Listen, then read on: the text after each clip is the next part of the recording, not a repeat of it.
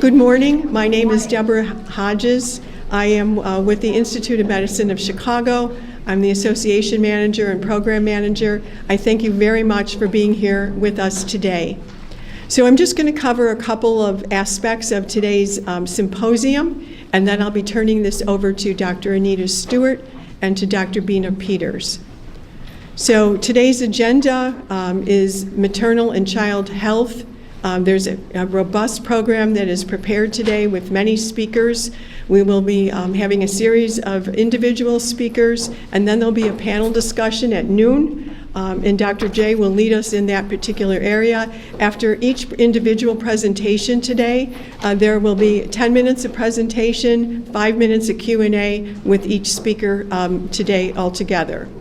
And if you're unfamiliar with the Institute of Medicine of Chicago, you've come to a great place, especially this year, because IOMC is celebrating its 110th anniversary.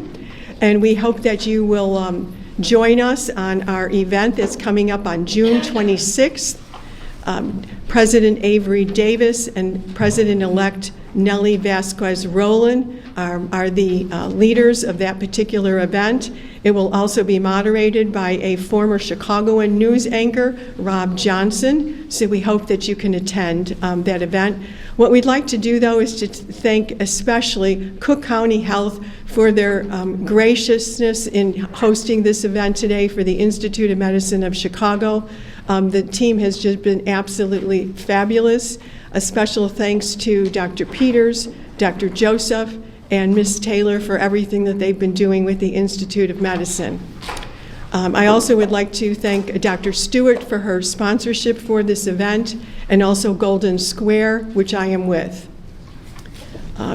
Just a brief little announcement here. If you are not a fellow of IOMC, membership is open. Please feel free to pick up a flyer and look us up and join an excellent group of thought leaders who are working to advance health equity by reducing healthcare disparities. They're very active in social change, and there's many benefits of being a fellow of IOMC. So at this time, I want to recognize that Dr. Stewart is the chair of the Maternal and Child Health Work Group. And she is the host of today's event. Dr. Bina Peters is an important member of the Maternal and Child Health Work Group. She is the moderator for today's event. She'll be leading you through all of the speakers overall. In your handout, we would be remiss if we didn't recognize the Maternal and Child Health Work Group members. So please, make a note of that and meet with them today. And also, we've mentioned about the fabulous effort that has taken place with the host committee today here. Your learning objectives and your other issues are all in your handout, so in the interest of time, we're just going to move ahead here. So at this point in time, I'd like to introduce Dr. Bina Peters. She is a director on the Board of Governors with the Institute of Medicine of Chicago. As many of you know, she's the System Chief Nursing Executive with Cook County Health. She has a master's in nursing itself, a doctorate in nursing practice from the University of Illinois at Chicago. She has many years of experience in maternal health. This is one of her big passions. So Dr. Peters, I'd like to have you come up, and it's yours for the day now.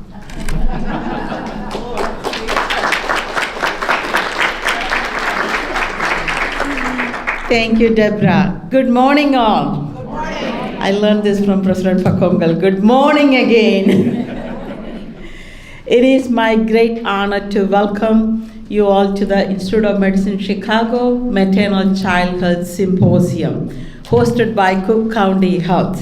As the member of the Maternal Child Work Group and the CNE for the CCH system, I'm so grateful that we are gathered here today to join the vision to provide maternal child health as a human right rather than it's a service. We are especially honored by the presence of Cook County Board President Tony Prokunkal, our CEO Dr. Mikairis, and the Cook County Board of Commissioners Dana Miller, Dr. Lowry, Bill Lowry, and also the members of Institute of Medicine Chicago board members. It is your leadership, collaboration, and the support. That's what makes this day possible. Today's gathering more than just an event. It is a call for action. We are here because we recognize the urgency to address the present disparities in maternal child health. And also, it is important that we started focusing on maternal child health as we are shaping the future of our nation. They are the future. Today's discussion focused around the highlights of the topics that is faced by maternal child providers across the system, across the country. Maternal child health and the behavioral health issues, social determinants of the health and access to care, as well as the need for us to do further interprofessional collaboration to provide the excellence care where the care is delivered. So you will hear more from many experts in our community as well as across Illinois who are passionate to bringing maternal child health to the forefront of our priorities. So with that, I'd like to welcome all of you to this event, and remember, this is the day for us to collaborate and start the new connection so we can unanimously have the same voice and work together. So with that, I'd like to also welcome Dr. Stewart, who is the chair of the Maternal Child event and the co-host. So Dr. Stewart.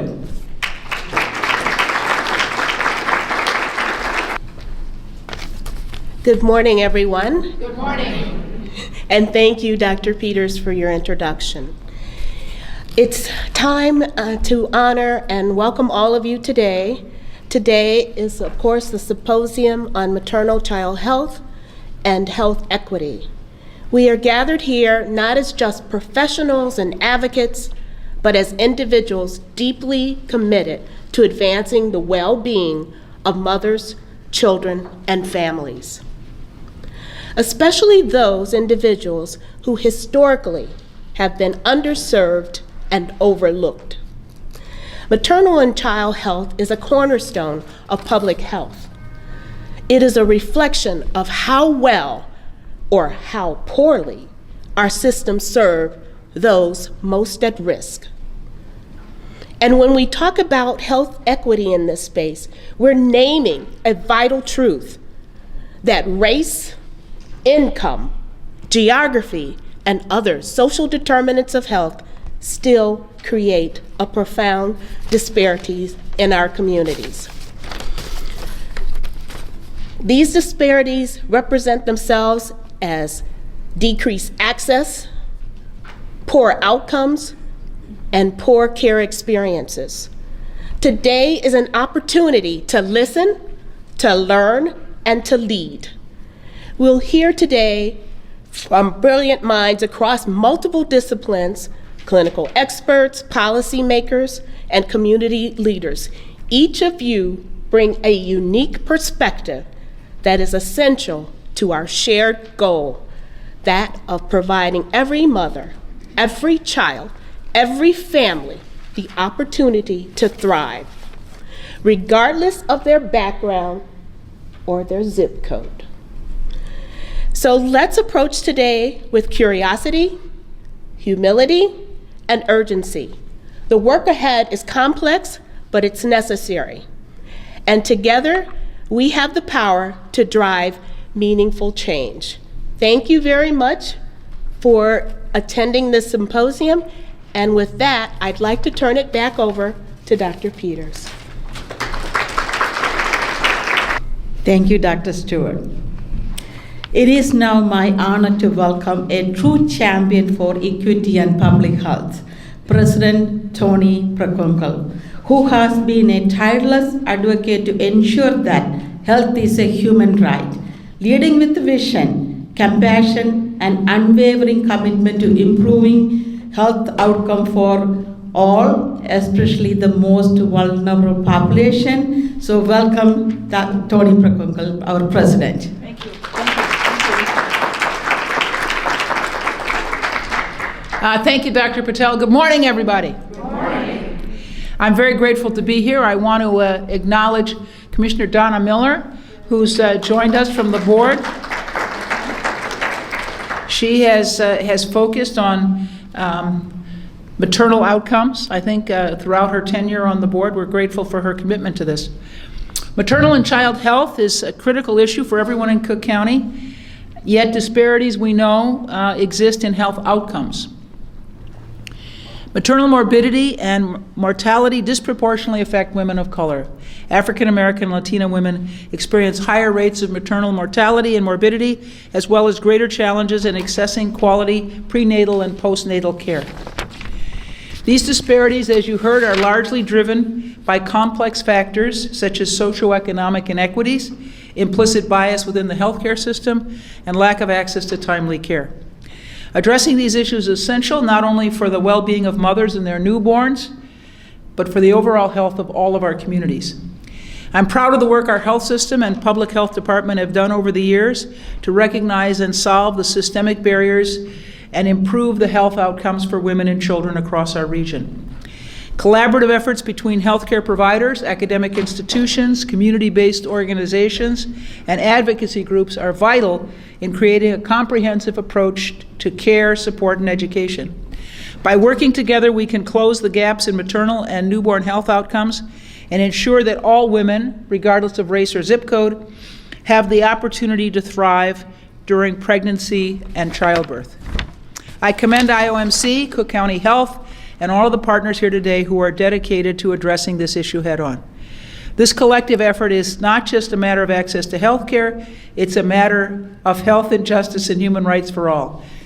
I am very grateful for the opportunity to be with you, and I apologize I have to get back downtown where I'm supposed to be on a panel in 20 minutes. So, all right, I want to thank Dr. Eric Makaitis, who's head of our health and hospital system, for his good work. I joke that there have been 7 heads of the healthcare system in the 15 years that I've had this job, and only half of them have been any good, and he is the best, so thank you. I'd also be remiss if I didn't acknowledge Kiran Joshi, who has stepped up to head our Department of Public Health. Thank you, Dr. Joshi. All right. Well, good morning, everyone. It is truly an honor to welcome you here to Cook County Health. I'd like to start by thanking President Preckwinkle and the Cook County Board of Commissioners for their support, especially Commissioner Bill Lowry, Vice Chair of the CCH Board, and Chair of the County Health and Hospitals Committee, Commissioner Alma Anaya, Vice Chair of the Health and Hospitals Committee, and Commissioner Donna Miller for her advocacy around maternal and child health. I'd also like to congratulate and thank our partners at IOMC for convening this important symposium, particularly Dr. Anita Stewart and CCH Chief Nursing Executive Bina Peters for all the work that's gone into planning for this event. As I know everyone in this room is aware, pregnancy-related complications are a public health crisis here in Cook County and across the United States, especially for African American women, as we've already heard. They're 3 times more likely to die from complications during pregnancy than white women, largely due to discrimination, social, economic, and structural factors. Pregnancy-related deaths increased by 40% in Illinois between 2015 and 2020. Half of these deaths were pregnancy-related and 91% were preventable. This devastating public health crisis will take all of us working together to address. At Cook County Health, we understand that maternal and child health is not only about physical well-being, but also about mental health, access to care, and addressing the social challenges that impact health outcomes. I'm thrilled that our health system, thanks to the support from Commissioner Miller, that we've welcomed doulas to our care team. Doulas will support families navigating pregnancy, providing education, advocacy, and emotional care to mothers before, during, and after delivery. Today, we gather to engage in important conversations around improving the health and well-being of mothers and children in our communities. The work being done in this room today, through collaboration, shared knowledge, and evidence-based strategies, has the power to create lasting change. We're proud to be a part of this important effort to enhance healthcare and reduce disparities for families who need it most. This symposium is an opportunity for all of us to come together, learn from one another, and strengthen our collective commitment to advancing health equity. Let's leave today with new ideas, renewed partnerships, and a shared determination to improve the lives of mothers and children across our communities. Thank you again for your participation, and I look forward to the conversations and insights that will emerge throughout this event today. And I think, Bina, I'm going to hand it back to you now. Okay. Thanks, everyone. Thank you, Dr. Makharis. When we talked about hosting the IOMC, I shared with him, maternal child group. Dr. Makharis said, let's do it together. This is the true passion where he wants to bring the maternal child health at the forefront, as well as addressing the population health and the social determinants of health. Thank you so much, Dr. Makharis. Now we'll get started with the program. So we'll start with Dr. Laura Miller sharing her expertise on maternal child health and the behavioral health issues. Dr. Miller is the Medical Director of Reproductive Mental Health to the Veterans Health Administration. And also she is a Professor of Psychiatry at the Loyola Stretch School of Medicine. She has developed nationally awarded winning women's mental health services across the country. It is my pleasure to welcome Dr. Miller to the podium. And thanks to all of you for that really inspiring introduction to really get us going. I think I need this, so in order to advance these slides. See if that works. It did not work. Okay. Now what have I done? Let's see. There we go. So you just heard I work for VA as Medical Director of Reproductive Mental Health, but I'm not here in that capacity or representing VA. What I am here to talk about is some key priority areas where we can really improve perinatal mental health. Perinatal mental health conditions in general are highly prevalent, often undiagnosed, untreated altogether, or undertreated, and they're a really leading cause of pregnancy-associated deaths that are preventable. In addition, they contribute to intergenerational problems in that they contribute to enduring adverse effects on exposed offspring when they remain untreated. So another way we can make a huge impact on women and on their offspring. So we're going to talk about actionable ways to improve care delivery. Starting with perinatal depression.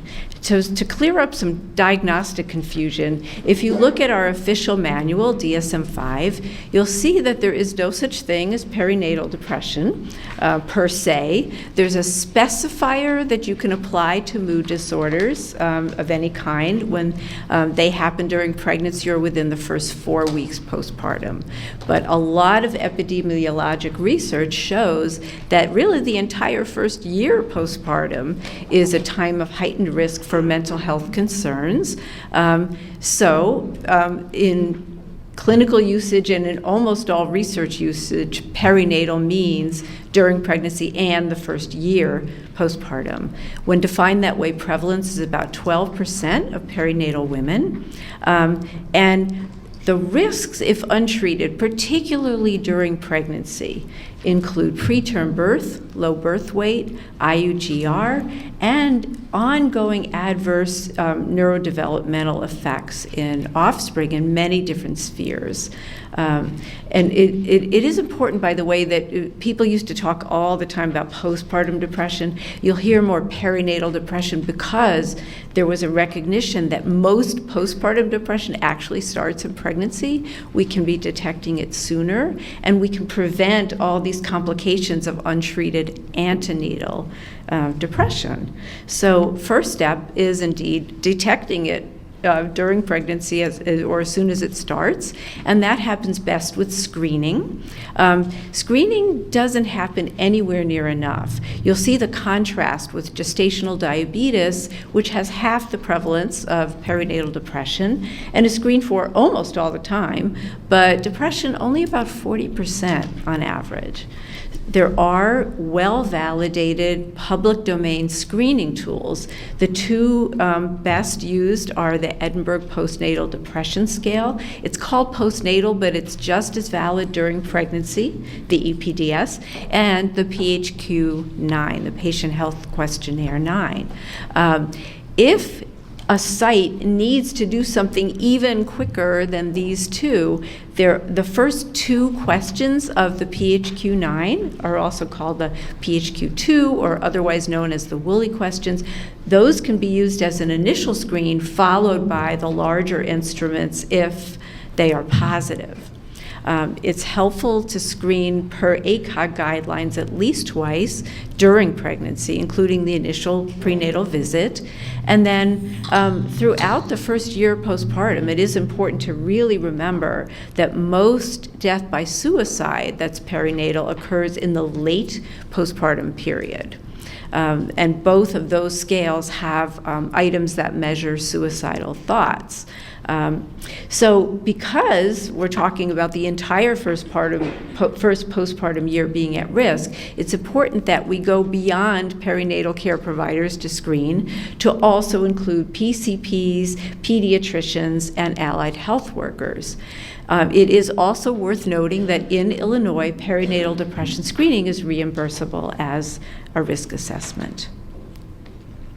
So, okay, screen is positive. Now, how do we get to the best outcomes?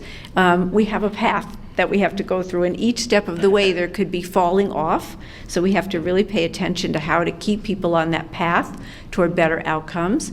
Starts with assessment, then entry into treatment, and then maintenance of treatment. So assessment, it turns out, is far more effective when it happens on site, the same place that the screening happened, ideally right away. In other words, if a perinatal care provider screens and it's positive and you then refer somewhere else to mental health, there's such a drop-off there. But if you do right at the time and a quick assessment, it reduces false positives, so people that don't have to go to mental health don't need to go. Very importantly, it detects whether the depression, if it is true, is unipolar, in which case antidepressants are great, or bipolar, in which case not so great, you need a whole different level and type of care. And it also improves treatment entry because you can do engagement strategies like psychoeducation, motivational interviewing, etc. Integrating mental health care as much as possible with perinatal care reduces barriers tremendously. And using a stepped care approach matches the severity to the intensity of the intervention. So some people with very mild symptoms, maybe not a full clinical depression, might benefit from self-care strategies or a little bit of coaching or support. Other people might need psychotherapy, other people might need medication or combinations thereof. Perinatal mental health consultation programs are really worth knowing about because perinatal mental health expertise is, as probably all of you know, in very short supply. And if we were relying only on just referring to a perinatal mental health expert, we would never get too far. So these access programs give expert advice to any clinician who's in a position to treat perinatal mental health conditions. Illinois had the first statewide perinatal psychiatry access program, and it's morphed a little from that initial one, but it's still available as Illinois Doc Assist. PSI has a program that you can also use, and the National Maternal Mental Health Hotline offers 24/7 support for urgent concerns. So in terms of interventions, we have many that are effective. Medications include the mainstay of antidepressants, plus zuranolone, which is a new FDA-approved medication solely for postpartum depression. Super expensive, not like something to routinely use, but if somebody was like seriously acutely suicidal and needed something that worked really fast, it works really fast. Then there's two psychotherapies in particular that are strongly evidence-based, especially interpersonal psychotherapy. The most robust evidence is for that. It's because it deals with role transitions, which is like a big piece of becoming a parent. And then CBT also. There are other supportive interventions that are quite effective to augment those two, or on their own if somebody doesn't have a full depression but is kind of subsyndromal, and that includes peer support, exercise, mindfulness, and yoga. So what you see on the right there, though, is that antidepressants are really the mainstay for treatment of severe perinatal depression, and yet what you see is this huge drop-off when people become pregnant.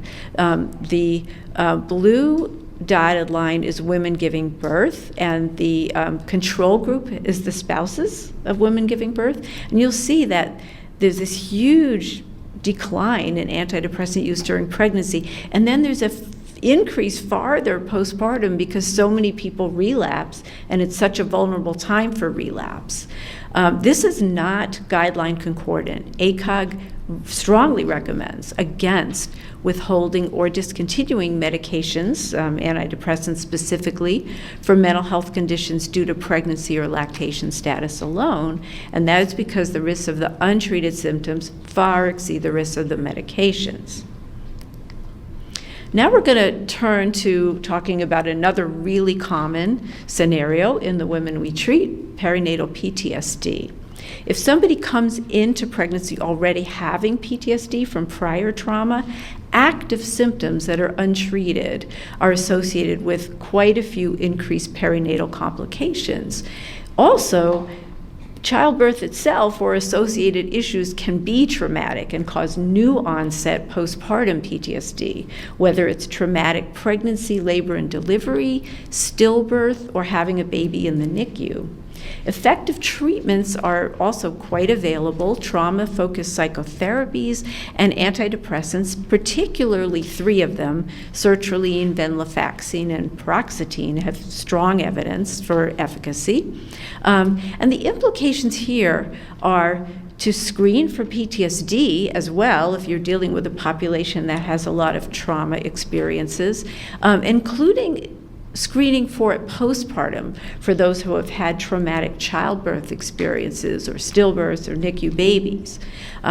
Another key implication is offering trauma-informed perinatal care, even for those who haven't disclosed trauma, if you're dealing with a population that has a lot of trauma. So what does that look like? This is what women say it looks like for them. You'll see that the most highly endorsed parts of trauma-informed care have to do with communication. Explaining what you're doing, warning if pain's likely to happen, allowing time for questions. A whole bunch of the next ones have to do with privacy concerns.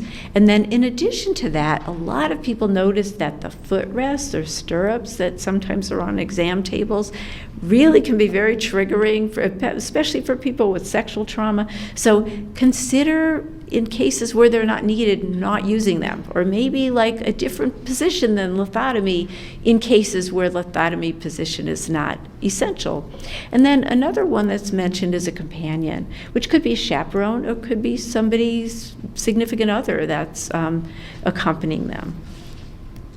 So a final thing I want to touch on is perinatal opioid use. This is because this has really escalated over the years, as you can see, in pretty much every region of the country over the years, and it's continued. This goes up to 2017. It's continued to escalate since then. Perinatal opioid use is implicated in 10% of pregnancy-associated deaths. The first-line treatment is medication for opioid use disorder, or MOUD, typically buprenorphine or methadone, which reduce perinatal complications, because the complications come from the ups and downs of intoxication and withdrawal, as well as certain associated lifestyle concerns like poor nutrition, et cetera. But a steady dose of prescribed opioids greatly reduces perinatal complications. Only about half of pregnant women in publicly funded treatment programs receive MOUD, unfortunately. And some of the key barriers include stigma, huge barrier, and fear of child protection systems being invoked. So a lot of people don't really disclose or don't want treatment because of that fear. So how can we address this? What we have learned is that some states have in place punitive measures for people who test positive. Some states mandate testing, and when people test positive during pregnancy, there can be prosecution, there can be incarceration. These have been shown to have no benefit for maternal health and no benefit for the infant health either. So to the extent that they are meant to be protective of health, they are not. They may increase avoidance of perinatal care, and they may reduce acknowledgement of substance use when people are in prenatal care, and they do also reduce entry into addiction treatment. What turns out to be effective public health measures are, first of all, prevention in two key ways. One is preventing unintended pregnancies, which are very high rate in women with opioid use disorder. The other is working on preventing opioid use disorder in the first place, especially regarding prescription opioid use. So using the Illinois Prescription Drug Monitoring Program, using proper disposal of unused opioids, and by the way, Take Back Day is this Saturday. That's taking back unused medications. Another really key piece is reducing stigma. Approaching people in a very non-judgmental, empathic, straightforward manner, and doing everything possible to increase access for pregnant people for medications for opioid use disorder, including there have been some really promising studies of integrating those medications into primary care instead of solely having a separate addiction treatment program that people have to go to access them. And here too, in this population, offering trauma-informed care is really crucial because there's such high rates of trauma among people who are pregnant who use opioids. So in summary, some of the key takeaways are making sure to detect perinatal mental health conditions in the first place by screening for them, and then having a system in place to helpfully address those positive screens. Providing and promoting continuity of psychotropic medication, so really stemming the tide of people discontinuing effective medication and then having relapses, and providing universal trauma-informed care and reducing stigma. Those would be, some very, very key things that we all can do. So I'm going to stop here and see if we have time for questions. I know we were running a little late, but it's up to you. First time for question for probably 3 minutes. 3 minutes. Okay. Anyone have any questions for Dr. Miller?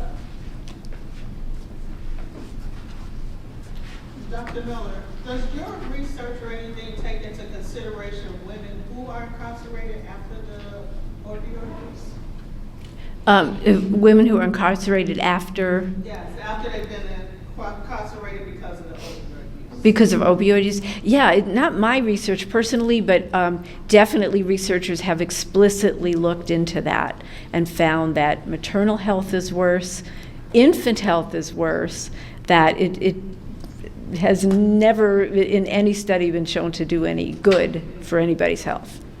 Yeah. Thank you, Dr. Miller, for sharing your knowledge, wisdom in 15 minutes. I know it's tough, but thank you so much. With that, it's my pleasure to invite Dr. Kylie Lassie, the certified nurse midwife, who also the part of the melanated group of midwifery care. She's implementing and evaluating innovative model to reduce maternal health disparities. Let's welcome Dr. Lacey. Thank you very much for having me today. What an incredible opportunity to speak about this work. So my name is Dr. Kylie Leese. I am a medical anthropologist and a certified nurse midwife, and I'm here today representing my team that works on an innovative model to reduce maternal health disparities among the Black birthing community. Our team includes researchers from public health, medicine, nursing, as well as a all-melanated clinical care team that's midwifery, social work, nursing, and doula support. Melanated group midwifery care is a PCORI-funded hybrid type 2 study, so an implementation effectiveness study that sought to implement a really innovative model of care focused around what Black women were telling us that they wanted and needed to reduce maternal health disparities. The idea was to create a safety net from the time of pregnancy onset all the way through 12 months postpartum. And rather than isolating specific causes of maternal morbidity and mortality, was to address the larger issues of structural and interpersonal racism that underlie many of these disparities. What we heard from Black women was that they felt disrespected and a great deal of mistrust in their interactions with their healthcare providers, that they felt the healthcare system was unnavigable and if not at times aggressively keeping them from achieving their highest health potential. So we realized that this required a real new paradigm in how we thought about models of healthcare delivery. So we packaged 4 evidence-based interventions: racially concordant care, group prenatal care, care coordination, and postpartum doula support. And our goal was to see how attenuating structural and interpersonal racism would reduce disparities by allowing for more appropriate care for complications, improved engagement in care, and greater uptake of wraparound services. The first evidence-based intervention, part of our component of our model, was racially concordant care, which we know this case it was Black midwives working with Black women. We know this increases healthcare engagement, earns patient trust, increases satisfaction, and according to the Greenwood article, it actually halves racial disparities in neonatal mortality. Second part was group prenatal care, which I'm sure many of you are familiar with. It is structured to reduce and disrupt power hierarchies, promote interactive learning, social support, and community engagement. And it is associated with better prenatal care attendance, mental well-being, satisfaction, lower rates of prematurity, higher rates of breastfeeding, and all of those outcomes are stronger for Black women. These are among the topics that we cover in our group prenatal care. We adapted the kind of a regular model for the Black birthing community, so focusing things on how to communicate with if you have to go to the emergency room postpartum, what are the things that you want to say and how do you want to say it in order to get the care that you need. The third part of our model, which is in many ways the cornerstone of our model, is care coordination. We have a full-time nurse navigator and social worker who works with all of our pregnant patients. This involves a very active case referral system. They work together, so this is everything from you got a referral to go see cardiology, let's make sure not only that you made that appointment, but let's hear how you felt during the appointment, what you understood about it, and what that means for your follow-up. This means that if you can't make group prenatal care because of transportation issues, you've got something going on at home, you have a social worker who is actively working with you. Sometimes it's as simple as our social worker will text positive affirmations to some of our patients who request that, just to kind of maintain some of those relationships.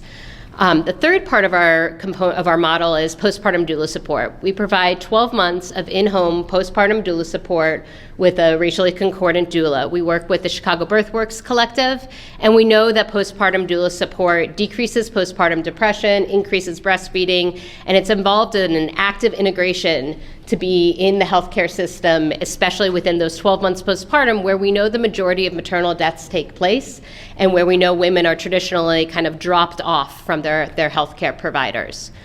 We are about 80% of the way towards our recruitment goal. We're in the 3rd year of our 5-year study. And so I'm going to talk just a little bit about some of our findings. Of course, these are more related to our implementation and qualitative findings, since our quantitative data is still blinded to us. Patient engagement is our primary outcome, so I'm going to talk a little bit about barriers and facilitators.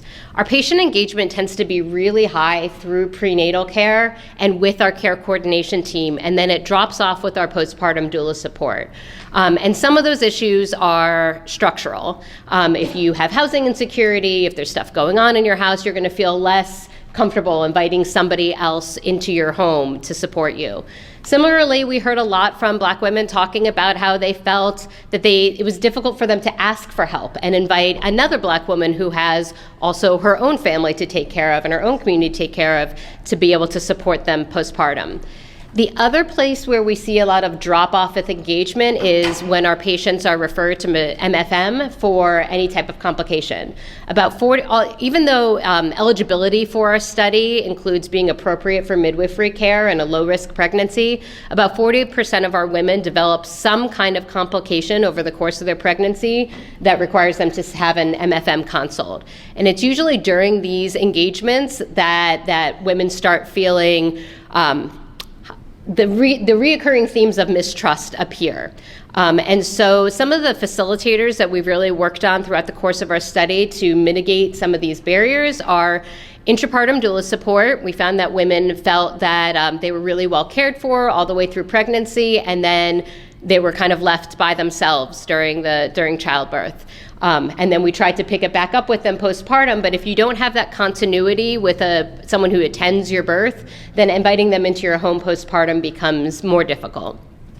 We really promote early and ongoing engagement with our doula team, so they attend group prenatal care with the patients, they come and do prenatal visits. We've now realized that most of our recruitment referrals come from the community, not just from our providers, so word is getting out there about MGMC. And one of the real key components of increasing this engagement in high-risk care is our collaboration with maternal fetal medicine. So even if someone has a high-risk pregnancy, that doesn't actually preclude them from attending group prenatal care or interacting with our care coordination team. In fact, it enhances the care that they're receiving for their high-risk pregnancy. So we're working with maternal fetal medicine specialists who will provide them the high-risk care, but then also allow women to come back and keep engaging with their group and with their team. Implementing an innovative model of care in a large publicly funded healthcare system has been incredibly challenging.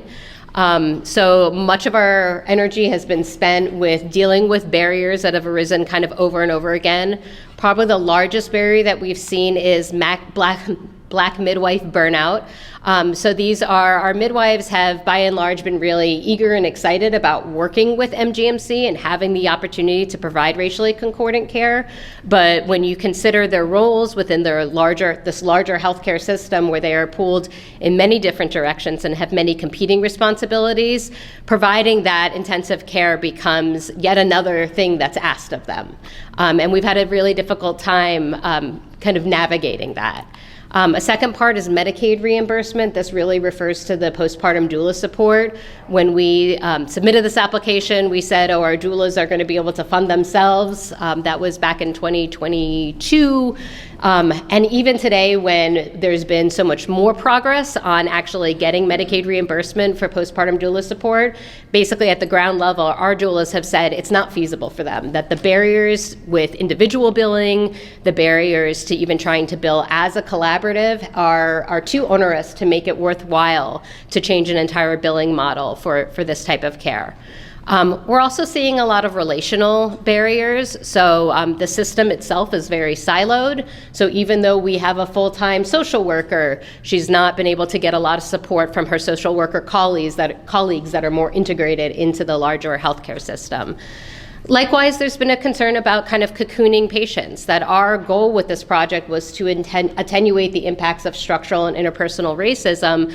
But in effect, what we have is we've created this very safe space for our participants, but done nothing to actually address the racism that's existing in the larger healthcare system that women are then exposed to when they show up in the OB/ED or for intrapartum care.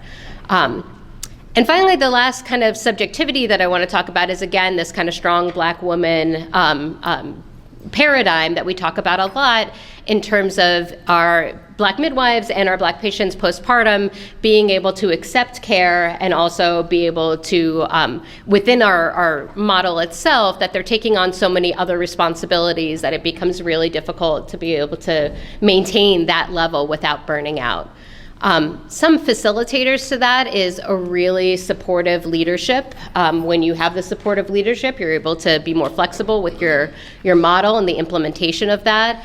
Making sure that we're providing administrative time and flexibility, particularly to our Black midwives. In general, we do a really good job of recruiting Black midwives and not a really good job of retaining Black midwives. And another real implementation facilitator has been this Black feminist ethic of care that I'll talk about in just a minute, but basically refers to the desire of Black healthcare workers to serve their community and to provide something that's really special for the Black women that surround them. And I want to talk about just a few of the themes that have come up in our extensive qualitative work. I should mention that this is a mixed method study, so we do interviews throughout pregnancy and postpartum. We also do a pretty thorough job with our implementation interviews, in addition to collecting our EMR data and a series of surveys around things like respect, trust, autonomy. So one of the main findings that we have is that fear is very prevalent among our participants. It's not that women are interested in this model because it seems like a nicer model of care. It's because they're hoping that it will protect them from maternal morbidity and mortality. They're very aware that Black women are at a higher risk, and they're looking for protection. Similarly, we're finding a lot of resiliency, and this is where women are talking about their strength, their ability to withstand assaults from not only the social determinants of health, but also from within the healthcare system and the constraints on their livelihoods. Accepting help is something that I've kind of mentioned a little bit earlier.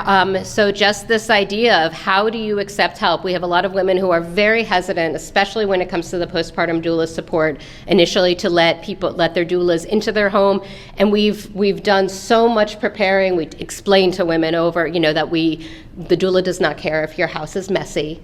We will meet women at the laundromat, we'll meet them at the library. This doesn't have to be in your home. We actually host wellness days at the Chicago Birthworks Collective studio. So really any opportunity to engage with women. We've actually started where we're kind of doing doula carpool, since combining the concern of transportation issues and engagement with doulas. The doulas are actually picking up their participants and bringing them to prenatal care, because that allows for oftentimes 45 minutes of sitting in the car with your doula and having a conversation.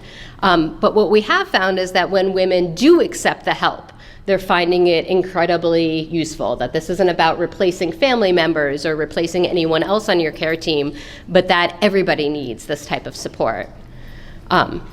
But it's difficult. It's a kind of lifetime goal to really understand and be able to overcome that sense that I can take on the world, I can take on everything, and that this is my role and my responsibility is to take on everything. One of the ways that we've really worked at coming at this is, like I said, our care coordination team that's been truly outstanding in this. So this is kind of testimony from our care coordinator, and we know there's a lot of data on large care coordination models and how it improves outcomes. I have found our care coordination to be distinct in that it is very personal and it is very proactive. So it goes beyond providing a list of resources for mental health and really is somebody on the other end of the phone with you that is also connected to your midwife and your doula and your partner to be able to provide that comprehensive care. So in this scenario, the doula was talking on the phone with a participant who was really struggling. The doula called in and merged the call with our care coordinator. They started talking through first getting the participant calm, but then also addressing, do you have a place to stay tonight? How is this affecting, how is your housing insecurity, which is obviously increasing your stress levels, affecting your employment? Where is the baby right now? So really being able to comprehensively work with women. My last point I want to make is about this Black feminist ethic of care. I'm a medical anthropologist, so I'm really interested in conceptual models around these kind of topics. And this is really, this is nothing new. Black women have been taking care of Black women for a very, very, very long time. but really thinking about the way that this is actually a strategy of resistance. Audre Lorde said, caring for myself is not self-indulgence, it's self-preservation, and that is an act of political warfare. And so in this model, we're seeing a lot of our care team, our Black healthcare professionals, really wanting to engage and be involved, our Black doulas, our community health workers. And I think it then is upon us to find ways to make sure that we protect those Black healthcare workers so that they can provide this excellent high level of care from within the Black community. And with that, I will take any questions that anyone has. Thank you very much.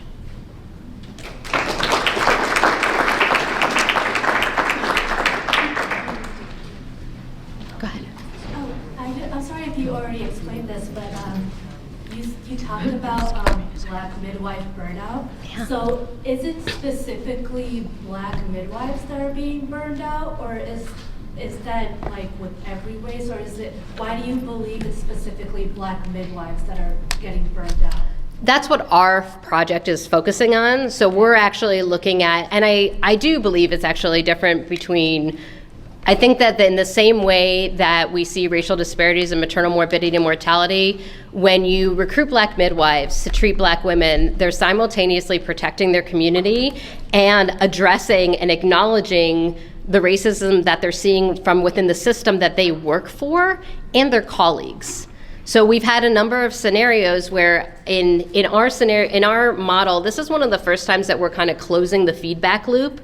So our Black patients come home from the OB/ED, and then they're telling their Black midwife at group the next time, I had this experience and I felt so disrespected.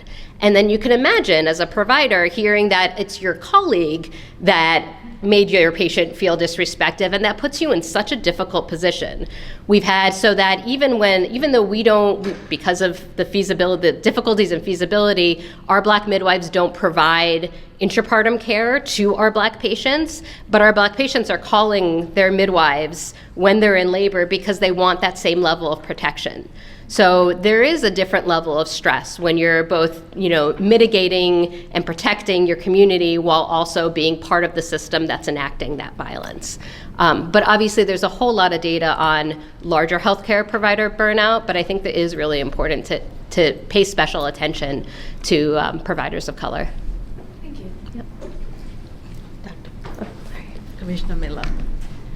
Does your data show any, or do you have data on those offered care and didn't accept it? Well, because we're an RCT, they get randomized. So we don't. Are you talking about for like the whole model, or you mean for For the doulas or the midwives? Yeah, so we haven't had very many people opt out of the prenatal component, the midwifery or the care coordination. Usually when that comes up, it's something, it's something very simple, like, either I just don't have the time, I can't meet on this day. It's more kind of logistical. We are collecting the data on the postpartum doulas, and we're stratifying it, largely looking at like how much of this is structural issues, like I mentioned, housing, security, that type of thing, and then how much of it relates to a concern, either a relational concern, this I just can't take on another relationship right now, or the concern of accepting help. Just a quick question I'm asking because I know we've had closure of Mercy Hospital, we've had some unfortunate changes at West Suburban. Where in general are these women either delivering or receiving care here? At UIC. At UIC. Yes. Okay. In my previous role, I was the administrator for the Health Facilities and Services Review Board. In that 15-year span, we only saw like 2 to 3 birthing centers that came on board to get permission to set up in the state of Illinois and provide services. I'm wondering, you mentioned silos. I'm wondering the relationship between your program and birthing centers, and does that vary by race and age of the women that are using birth centers and babies? Well, at this time, most of the birthing centers throughout the Chicagoland area are placed in predominantly white communities. The exception, of course, is Janine Valerie Logan, who's opening the Southside Birth Center, but that's yet to come to fruition. So I would expect that as that birthing center gets up and running, we're going to see a huge gravitation towards that type of care, because what she's offering is exactly what women are asking for, both in terms of the concordance and the trust and full scope. So I don't think it's really possible to look at our program versus the existing birthing centers, since geographically they're serving very different populations. But we have had a number of our participants who have said, I want to deliver at a birth center, but I still want to get this type of care. Or similarly with home birth, we've had a few people that request home birth.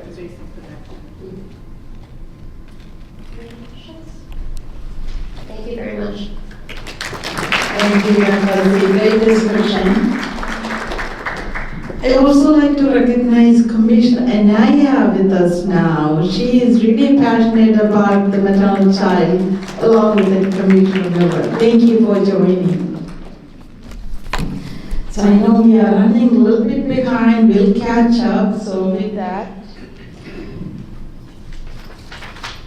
the next speaker, it is my pleasure to invite Dr. Zavarius, Associate Dean of Loyola University Chicago Parkin School of Health Science and Public Health. Welcome, Dr. Zavarius. Good morning, everyone. Can you hear me? Yes? Just to clear the air, in case anybody wonders how to pronounce that last name of mine, it's Exavarius. It's no problem. I've had friends say, 5 years, you never told me how to pronounce your last name. So I am a Chicago native. I was born here in the 60s in the old St. Joseph's Hospital. I'm not saying I'm old. I'm saying the building's not there anymore.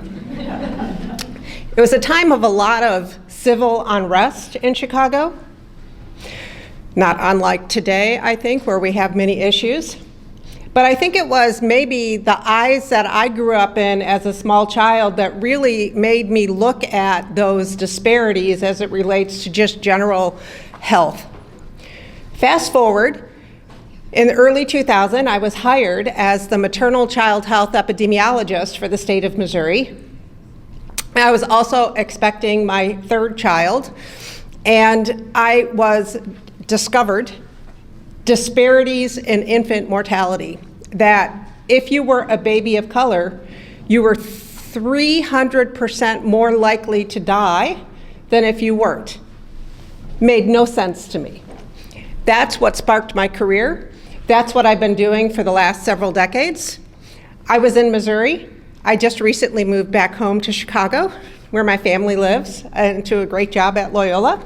And I have been looking, continually looking at data. The other speakers have been outstanding. One of the things that really jumped out to me is we have the coolest pictures in maternal and child health. I'm trained as an epidemiologist, so the pictures you get to see with me are data. But hopefully I'll be able to tell the story to you all this morning. So this is hot off the presses. Literally finished the analysis yesterday.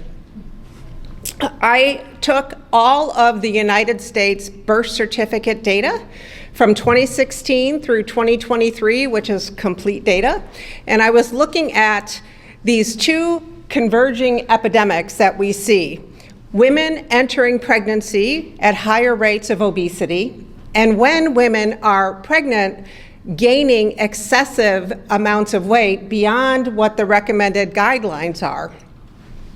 And these two epidemics are clashing. So what you can see here on this first graph, going over time from 2016 to 2023, is the percent of all births that are women who enter pregnancy with an obesity BMI. It's going up. You don't even need to be an epidemiologist to see that's going up, right? So more women are entering pregnancy with obesity. So among those women who are obese, how many of them are gaining below the recommended weight guidelines, within the recommended weight guidelines, which is between 11 and 20 pounds for women that enter pregnancy at obese, or beyond more than 20 pounds, excessive weight gain. This graph shows us that gray bar at the top, the biggest bulk of that going over time, is more than 50% of women who are obese are gaining excessive weights, amounts of weight during pregnancy. The large bulk.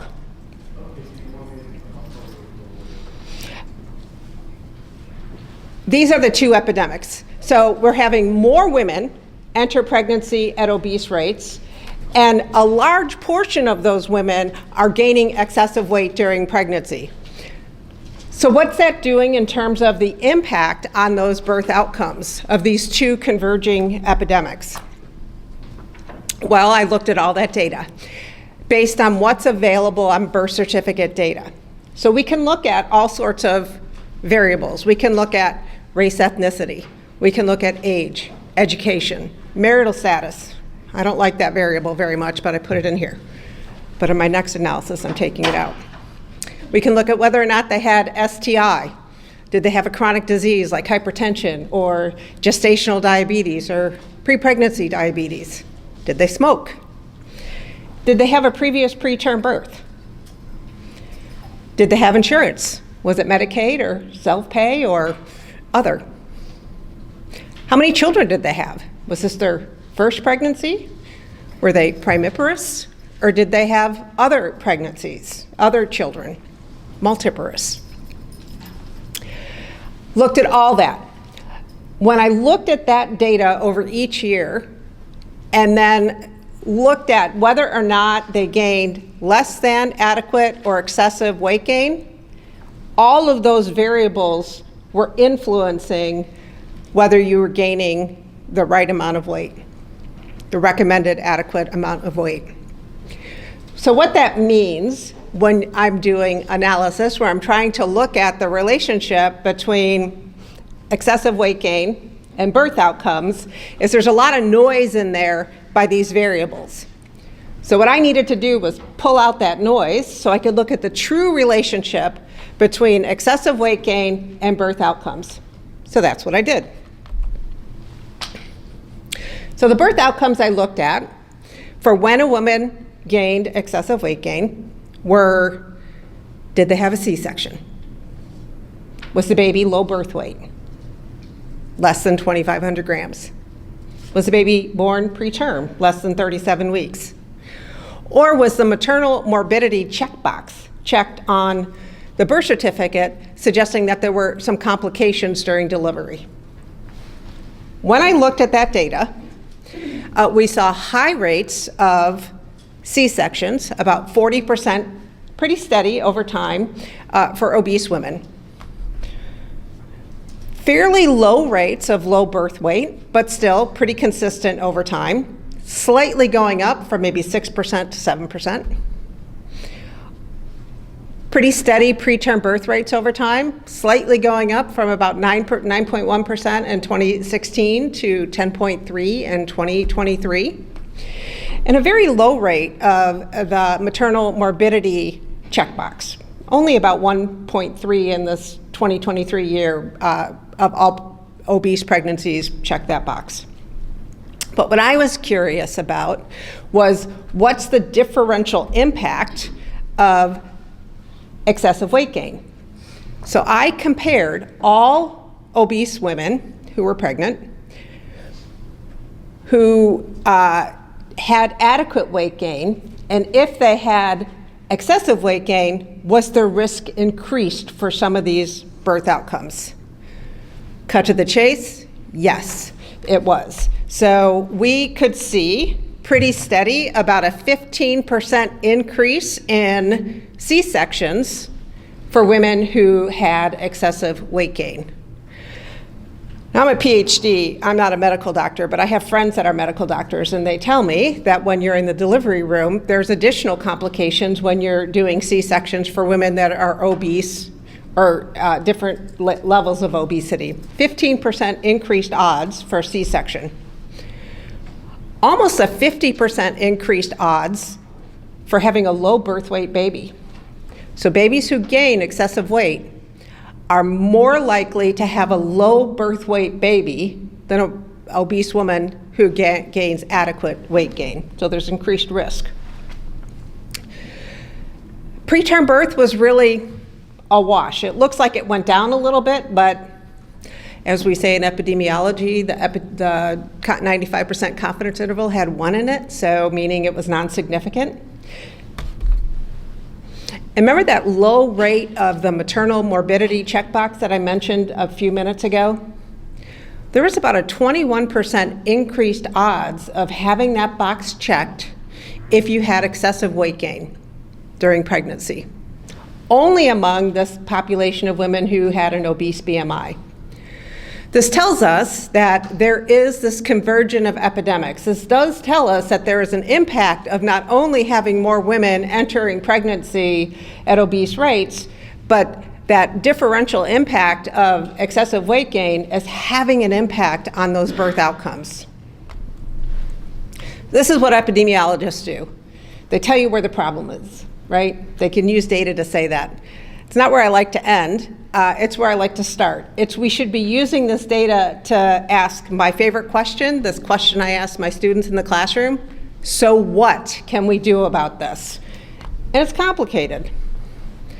Oh, one more thing. So I also looked at population attributable risk. So what does that mean? It's a calculation, but essentially out of 100% of all of the C-sections for obese women, approximately 10% of that is due to gaining excessive weight.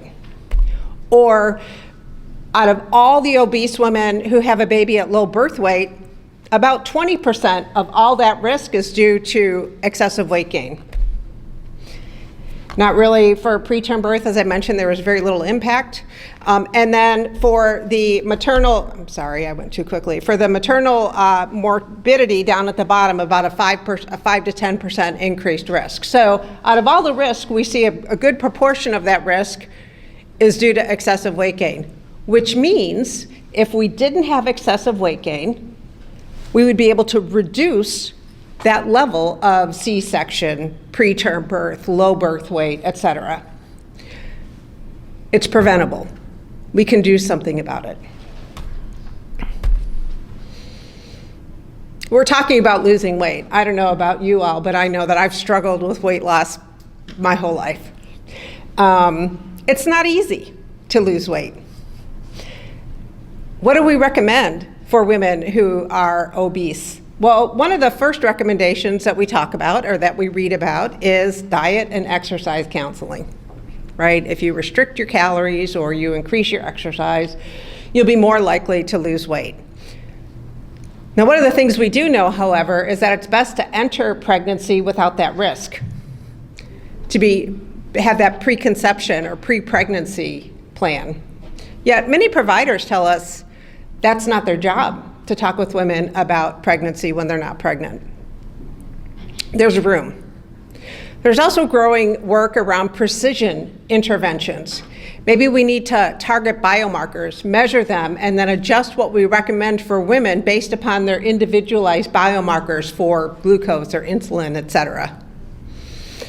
More current research is coming out about the importance of sleep and the cascade of events that happens with sleep as it relates to caloric intake and metabolic measures. All of these are focused on the woman and what she can do to manage her pregnancy. That is insufficient. We need to go upstream for all the things that people before me were talking about, right? We need to not focus only on the individual. Sure, we can be strong and think about, pulling ourselves up from our bootstraps. But if the environment is not supporting what we need to do, we'll never be able to do that. So we need to make sure that we have healthy food choices. We need to make sure that they're affordable. We need to make sure that everybody has access to education, et cetera. It's complicated, but it's important, and it can have an impact on the health and well-being not only of this generation, but generations to come. Thank you.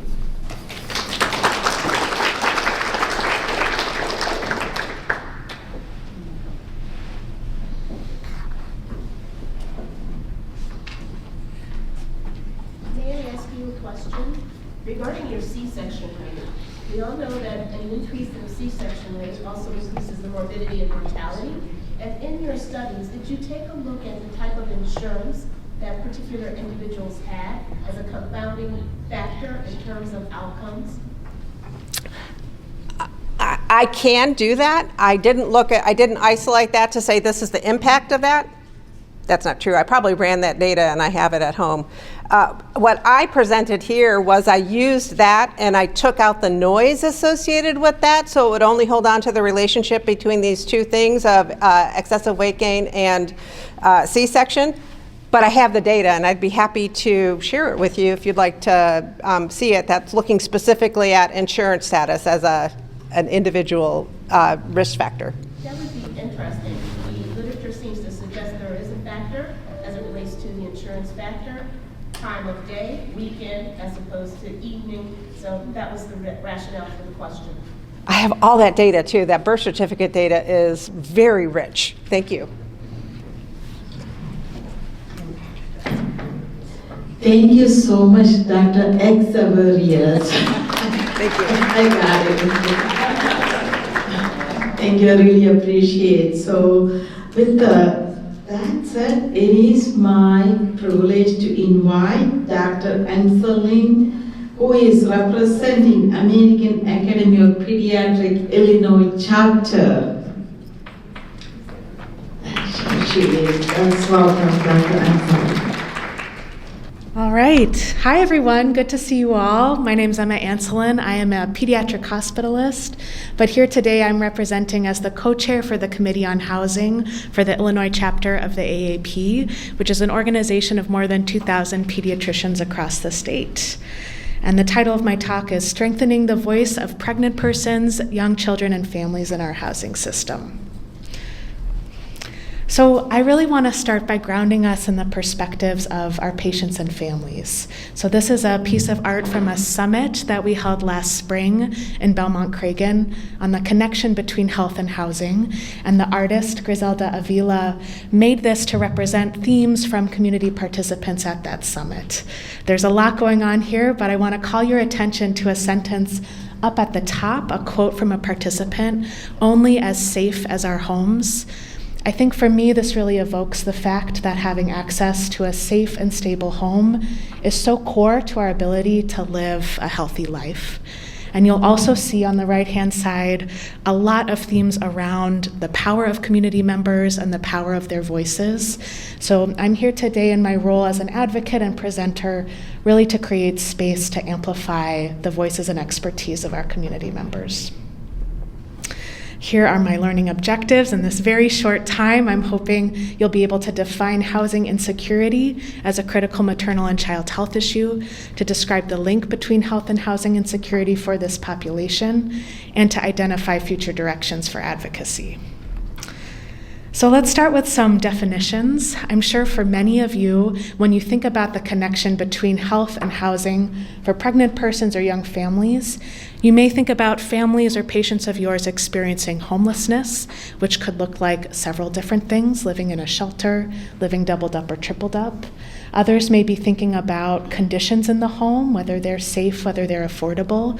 And so I really want to focus us on this term housing insecurity or housing instability as an umbrella term to encompass all of these different types of experiences of not having a stable, affordable, and safe home. There is no universal definition of this, but researchers have used one or more of the following of any of the factors you see listed here. I think this is especially important for this population because organizations really differ on how they define homelessness. So you'll see here the definition from HUD: sleeping in a shelter, on the street, or in other places not meant for living. But we know the reality is that many families and pregnant persons do not experience homelessness in this way.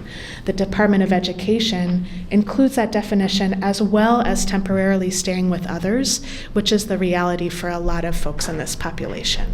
And so for the rest of this talk, I'll really use housing insecurity or instability as a broader term to encompass these different experiences.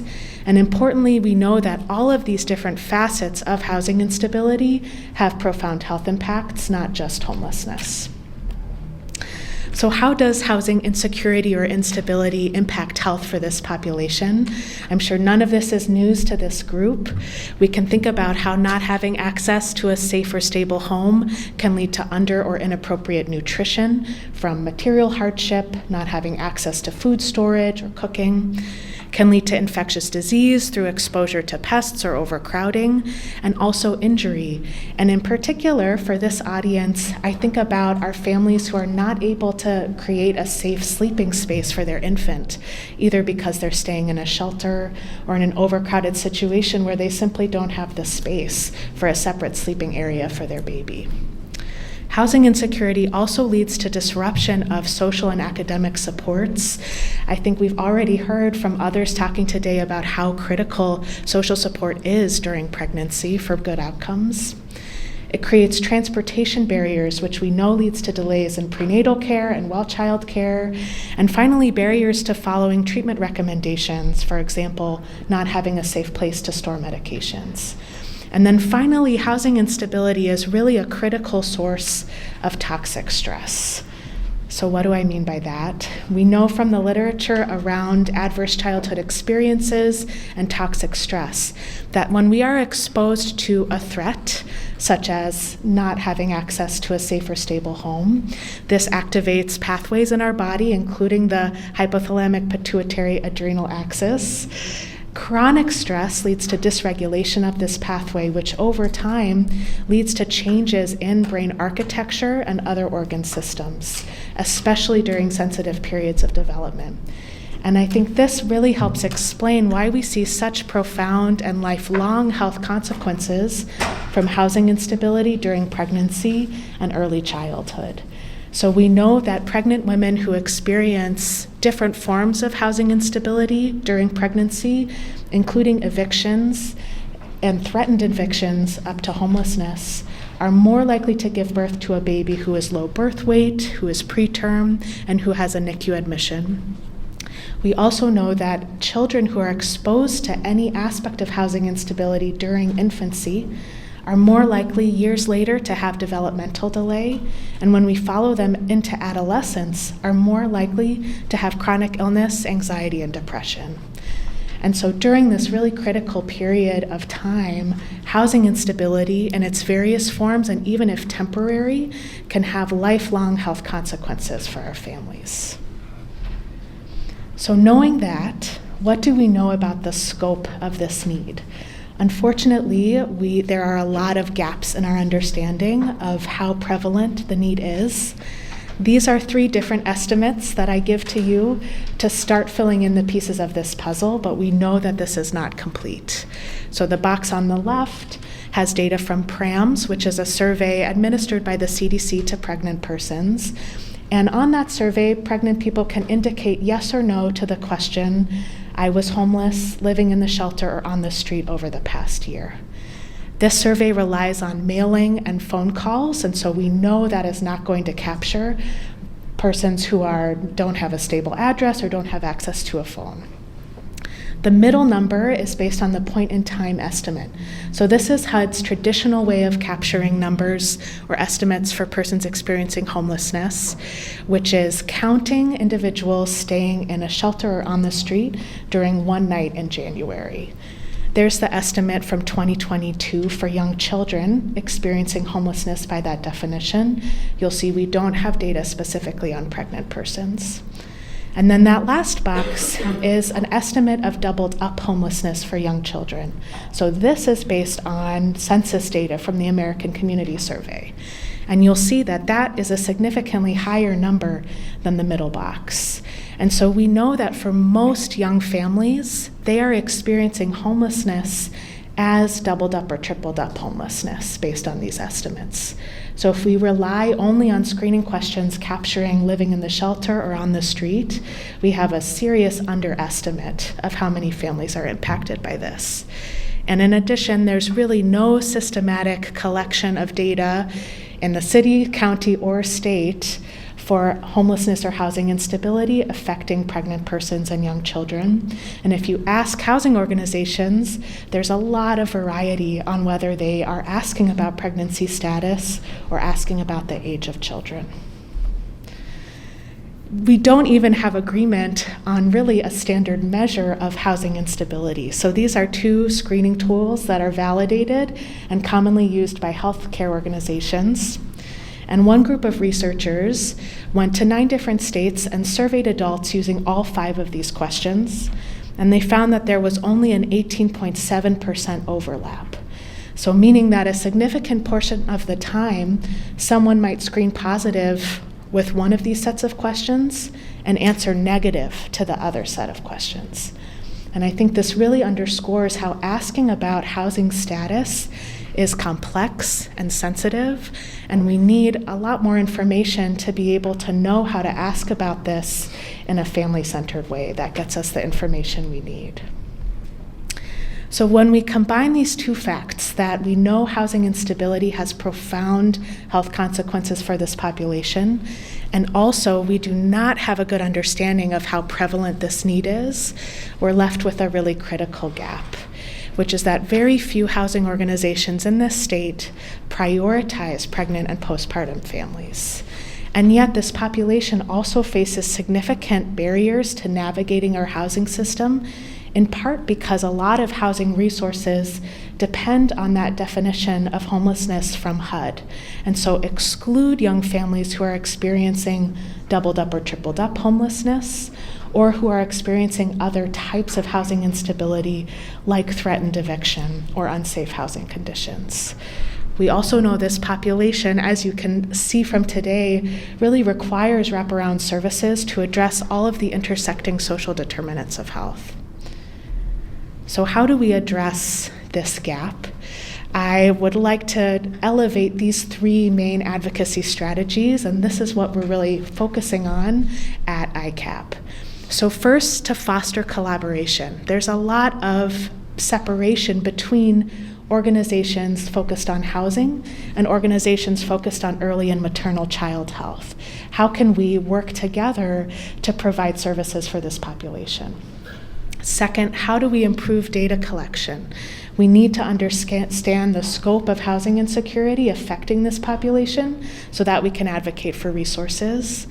And finally, it's really critical to increase housing capacity specifically for this population through policies and resources that prioritize pregnant persons and young families. All right, thank you so much.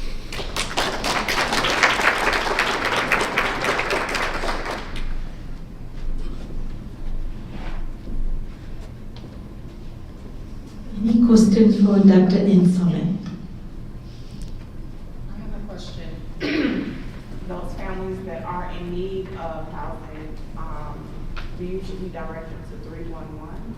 Is that still protocol in regards to immediate? Yes, so in the city of Chicago, that is still the right thing to do. And in fact, 311 will, even if a family is experiencing homelessness by being doubled up or tripled up, they will still talk to the family and hear their story and talk about resources. Thank you so much, right? Our healthcare delivery system is expanding. And wanted to share a study. We did it together when my previous job with this University of Illinois. I started as a NICU nurse, and people ask me what kind of a nurse. I still say I'm a NICU nurse. I'm not sure I'm eligible to say because I left the practice. However, that is the passion. As a NICU nurse, those babies born premature spend months and some of them years. We celebrated birthdays in the neonatal ICU. And also we talked about the parents' involvement as well as the feeling having a child in the NICU. So always I had that passion, what can we do collectively, right? There was advancement in maternal fetal medicine to prevent preterm birth. There was advancement in the field where how do we take care of these babies by using developmental care initiatives. However, we needed to really look at some of the social aspect of the care we deliver. So the goal for the study was to really, the high risk of learning, motor and behavioral challenges about 1 in 3 preterm children needed special education services. Estimated lifetime cost per preterm birth is around about close to $65,000. And also annual, societal cost associated is over $25 billion for preterm care.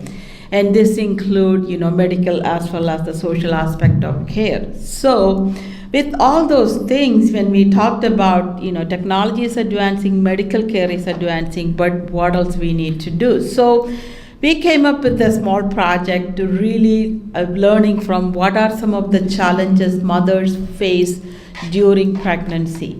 And these are also, when we looked at the preterm birth rate in the service area, that is around this area, was 4% more than the national average and the Illinois average. So that's why are we, if you look at this medical district, we have 3 hospitals, UIC, Cook County, and Rush, and Mount Sinai if you go, all with the level 3 NICUs.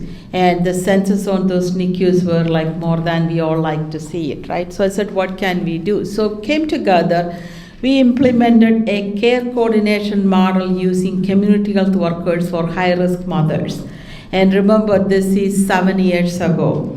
Those days, community health workers were not part of the care team that was, we can do the reimbursement, especially in the maternal child area.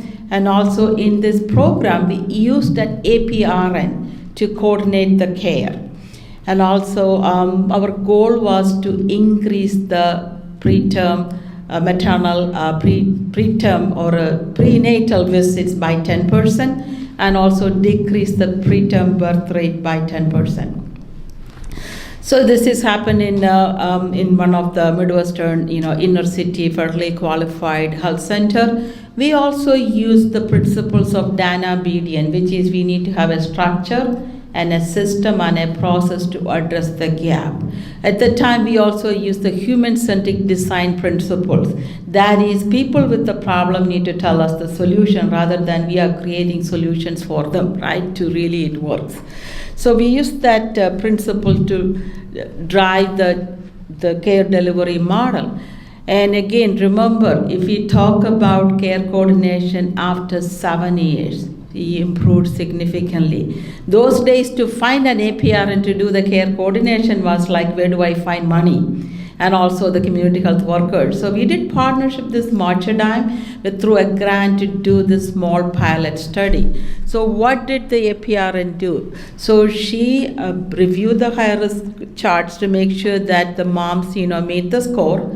And also we created a program to refer the particular high-risk patients to community health workers, and also ongoing follow-up.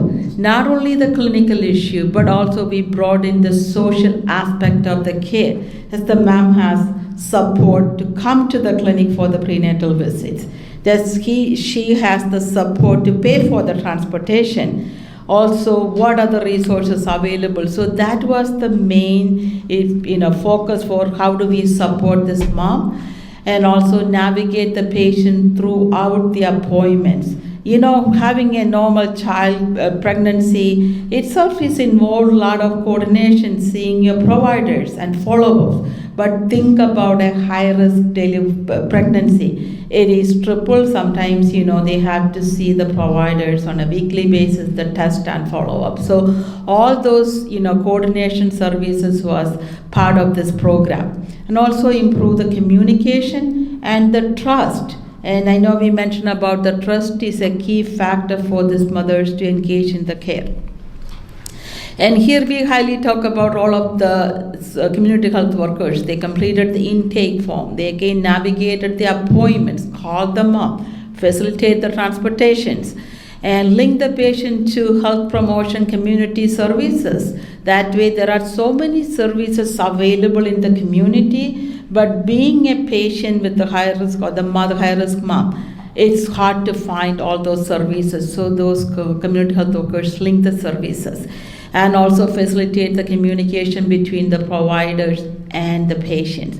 And I still remember one of the moms said, I know they talked about the potential preterm delivery, getting medication, didn't understand what it is in their language, right? So the community health workers and the nurse practitioners were able to bring that communication to the patients in a word or in a language that they could understand.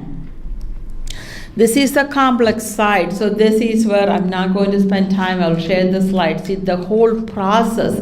We built the process around the patients, the mothers, and the community, where the questionnaires came. Do you have transportation?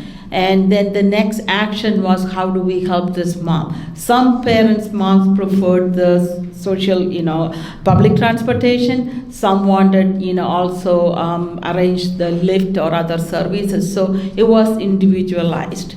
And so that's a process where it's a step by step, and what we learned was it does take time, that attention, and also coordinating that care with the MFMs and the OB providers. So I highly wanted to highlight the outcomes. From the prenatal visit compliance from perspective, that increased from 79% to 84%, which is a 6.4% increase to the compliance to the prenatal visits. And also the preterm birth rate decreased from 16.3 for that population in the study to 12.5, which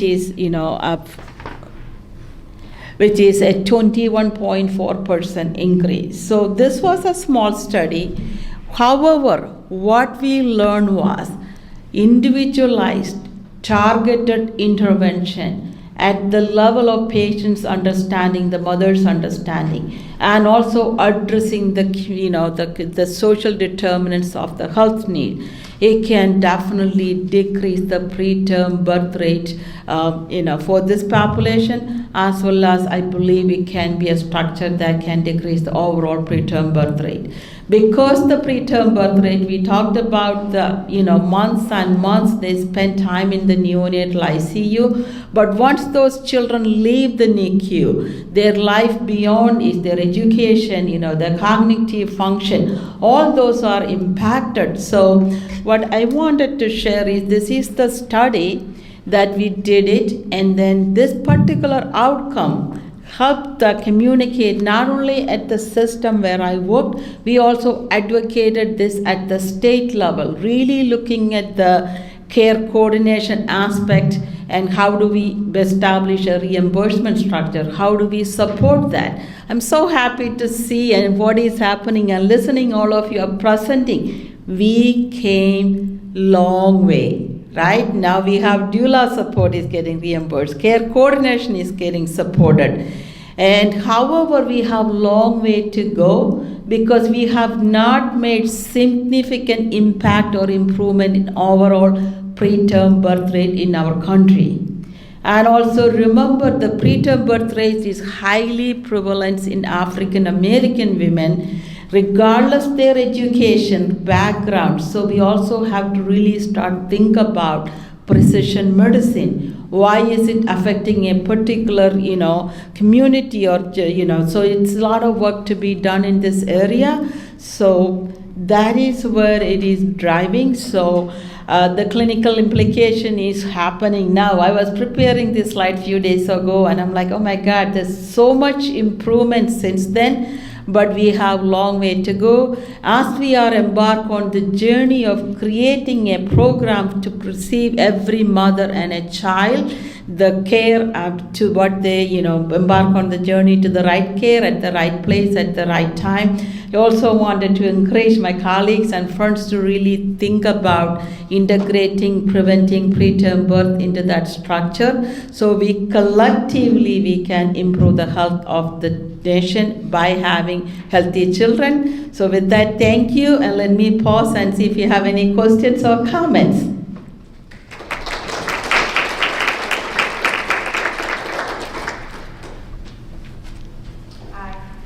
Michelle and Danny from March of Dimes. Thank you so much for sharing this. Really touched me. I love the fact that this is done because this is something that I'm, ideating right now to do. So I'm happy to see that it's been done. But I wanted to know, for the pilot project, what was the time frame? Like, how long did that? It was a 9 months pilot project. 9 months, yeah. And was it just at, I know you said this is at UI. UI Health, yeah. Was it at all the different FQHCs, or was it at a specific clinic, or how did you select the high-risk mothers? Did they come referrals through MFM? Great question. So we actually analyzed the preterm birth rate and the location of their prenatal care sites. So we picked 3 sites. And the limiting factors were, the care coordination, finding an APRN and community health workers, but those were the sites. And that particular site, the mothers had high rate of preterm birth compared to the Illinois rate. No, thank you so much. I also want to thank you. Maternal is doing an amazing work in really focusing on preterm, birth rate reduction. And again, thank you. So with that, sorry, I have a question. Commissioner. I'm a big fan of the community health workers. I feel like it's a model that we've seen even through the pandemic has been extremely important to incorporate. I've never seen it necessarily coupled with this topic, so I think it's important. Were all of the participants paired up with a community health worker or that model, or were some exposed to it and some were not, and that's how you're able to kind of see the difference? So in the particular, yes, all the interventional group were paired up with the community health workers, and we also then compared that with the group that received the regular prenatal care, which is seeing the MFM and others. So comparison group was the non-interventional groups. Thank you so much. I mean, also if you think about it, the role of community health workers grown significantly. So that is great. So again, with that, thank you so much. Let's take a short break and we'll come back again. It is my honor to invite Dr. Goyle, the Medical Director of Illinois Medicaid, to share the Illinois MCA challenges, strategies implemented, and remaining works left with us. So welcome, Dr. Goyle.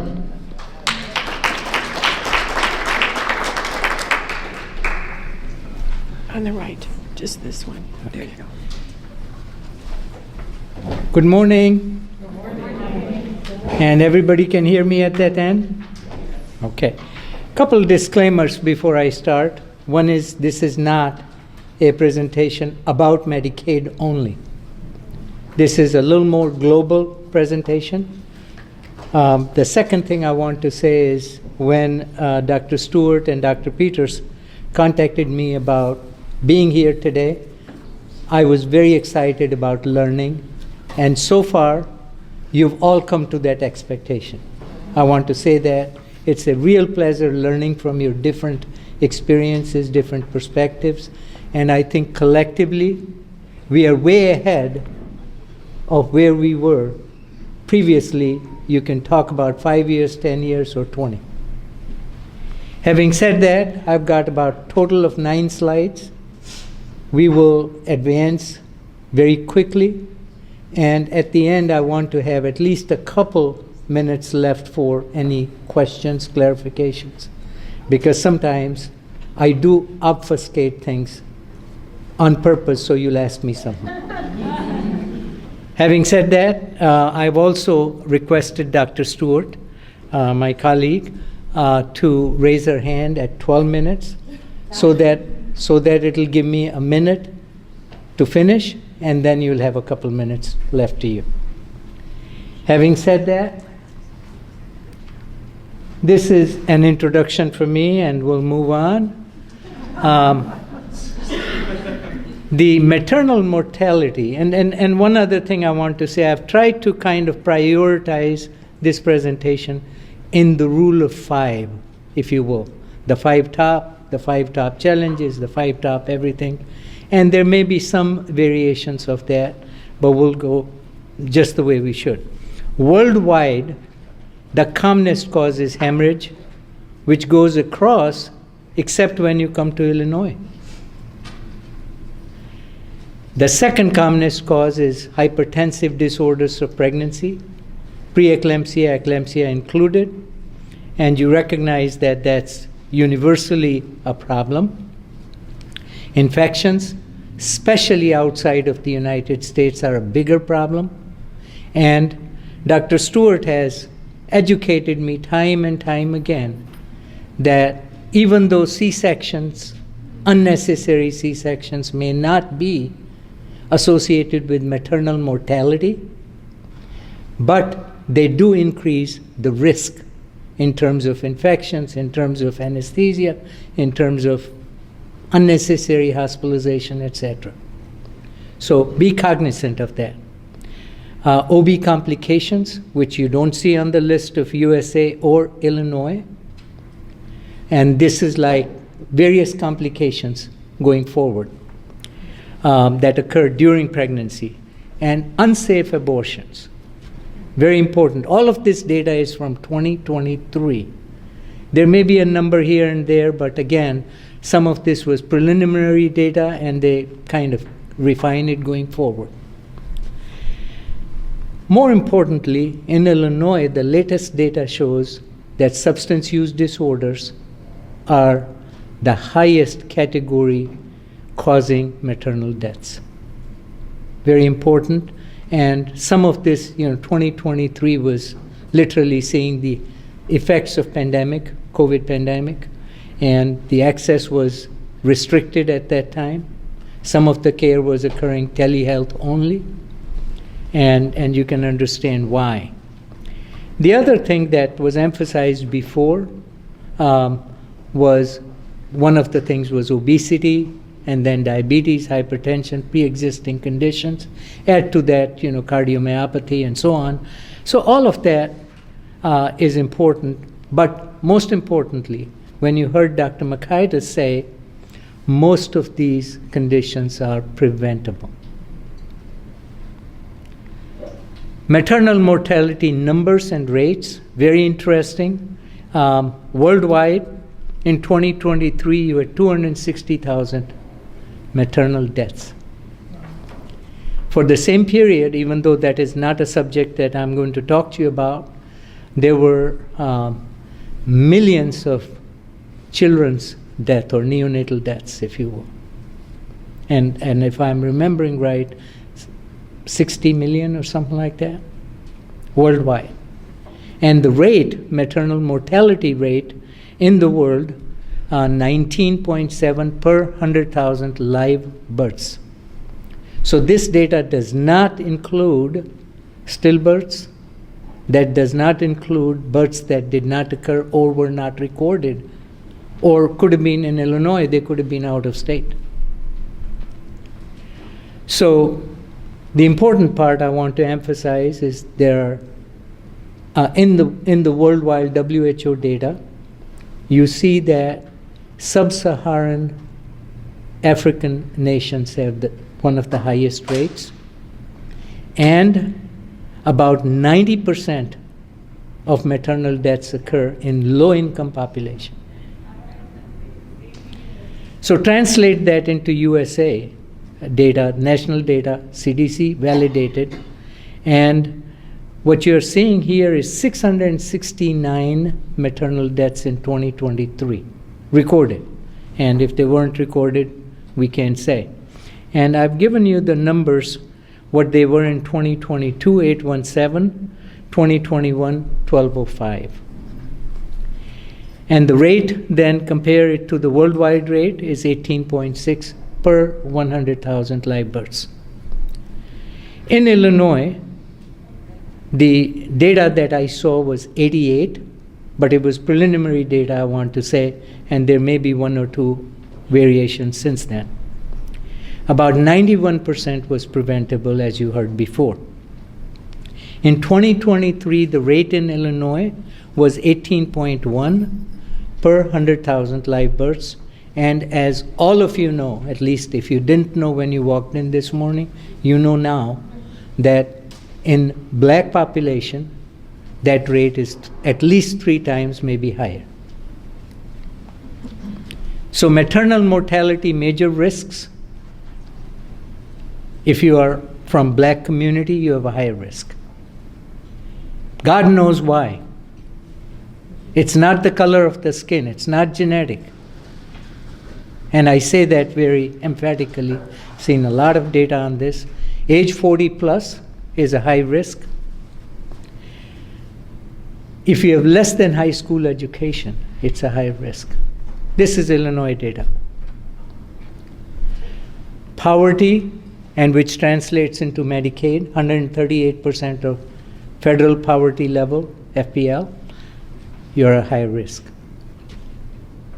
Pre-existing conditions, substance use disorder, increased weight, and it could be overweight or obesity, however you define it, high blood pressure, diabetes, they're all high risks. And there is one risk that I wanted to include as number 6, but then you might say I was inconsistent for rule of 5, so I didn't include it. If you live in the city of Chicago, or you're homeless in Chicago, you have a high risk, according to Illinois data. Maternal mortality system challenges, and I want to specifically build upon what we just talked about. Unprepared or uninformed population is a risk. People don't know that prenatal care is important. You know, you're talking about teenage pregnancies, you're talking about young adult pregnancies, and if there isn't conversation about it in your reproductive class in the schools, if there isn't a conversation about this in your families, if you haven't seen in your families, you know how pregnancy can be very complicating, very stressful, physically, mentally, and every other way, then that is a challenge. Non-standardized prenatal care is a problem.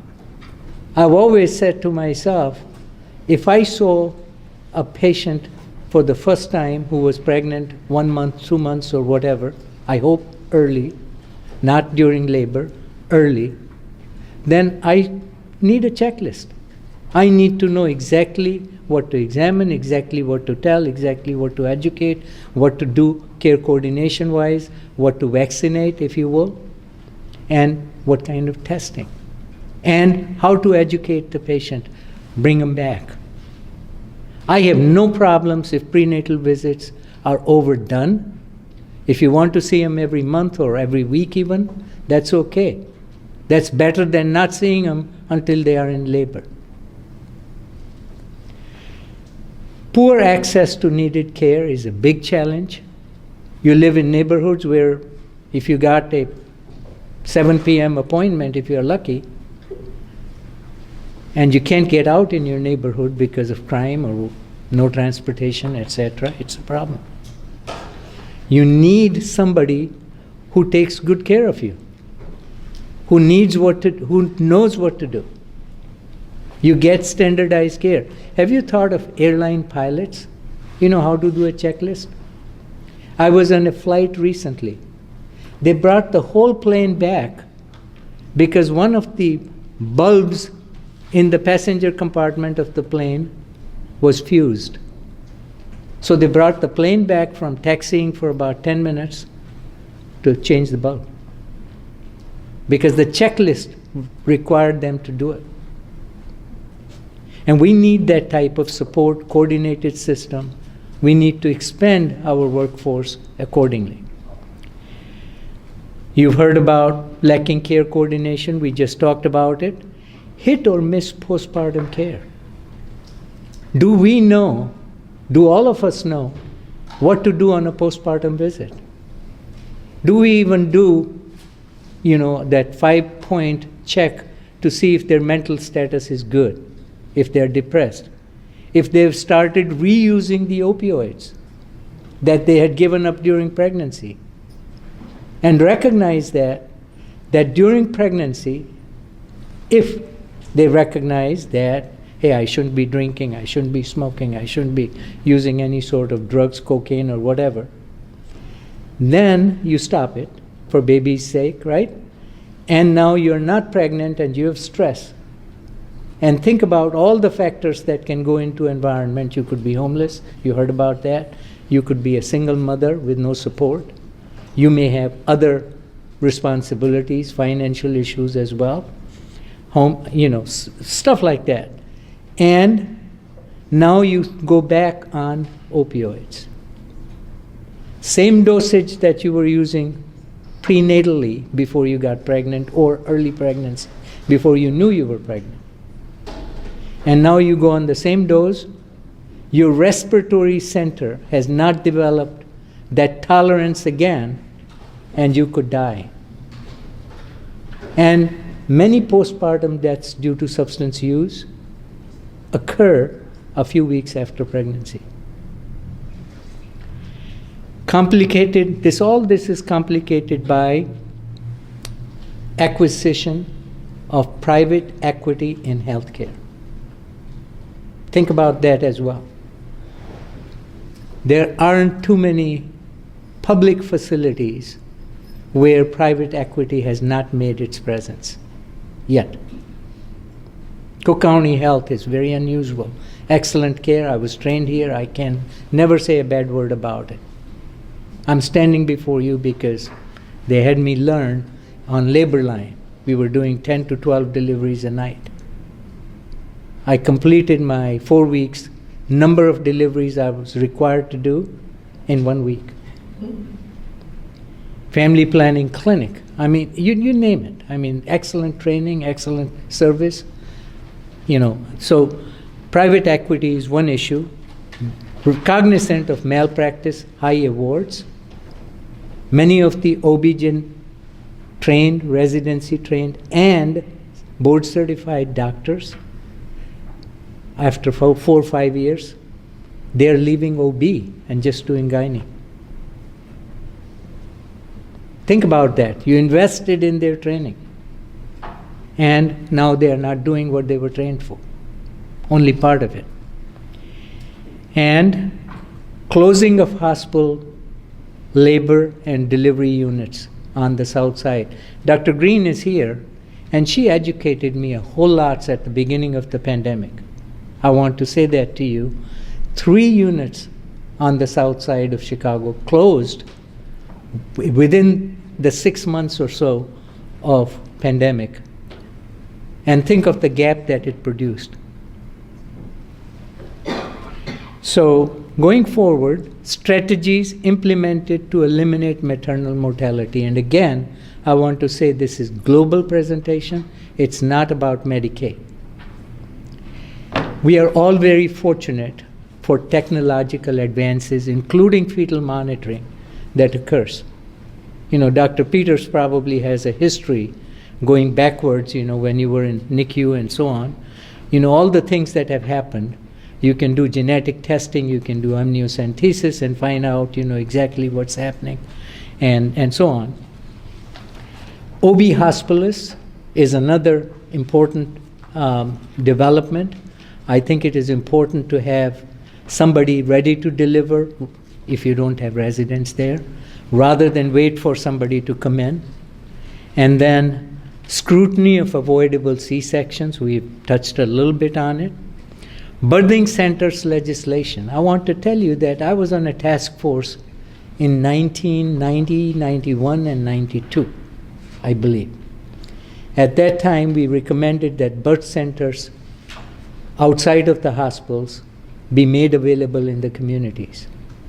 It'll be good for everybody. ACOG wrote to me at the time I was president of the State Medical Society, wrote to me saying that would denigrate the quality of care. It took from that point on until 2007, when our friend Julie Hemus introduced the legislation for birthing centers. We have that legislation in place today for 10 piloted birthing centers in the state of Illinois.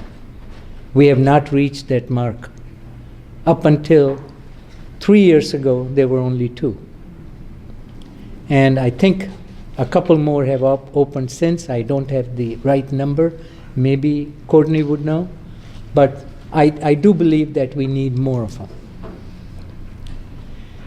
Then, and they are reimbursed pretty much. I mean, they need to be within a half hour of a birthing hospital and all those kind of checks and balances, if you will. Telehealth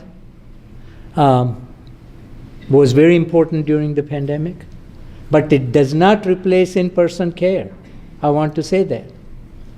You cannot spend enough time examining the patient. You cannot examine the patient sufficiently on telehealth. You don't develop that relationship. But it is an important tool that we should use judiciously. And then home monitoring with weight monitoring, blood pressure monitoring, other things you can do telehealth-wise. It is definitely much more reasonable, much more desirable than no care, or delayed care, if you will. Doc Assist, it was added just about the time of pandemic to child psychiatry services available through Doc Assist service. It is funded through Medicaid. However, at this time, they are taking anybody who comes in. Someday, they may be scrutinized and they may not be able to do that. However, with substance use disorders being added, they have acquired the services of 4 addiction specialists from University of Illinois, and they are available to consult with you within the next business day. And it's very helpful for people who are kind of squirmish about prescribing medication-assisted treatment, etc. Patient-friendly Medicaid transportation. I have to give credit to Institute of Medicine. Deborah is here, Dr. Stewart is here, and many of you leaders in Institute of Medicine, Courtney is here.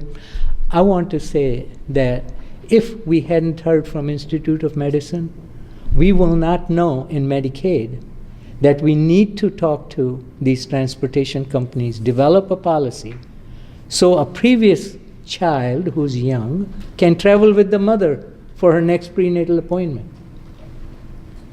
We would not know that a underage, under 18 years of pregnant person cannot travel in Medicaid provided transportation to their prenatal appointment or ultrasound or whatever.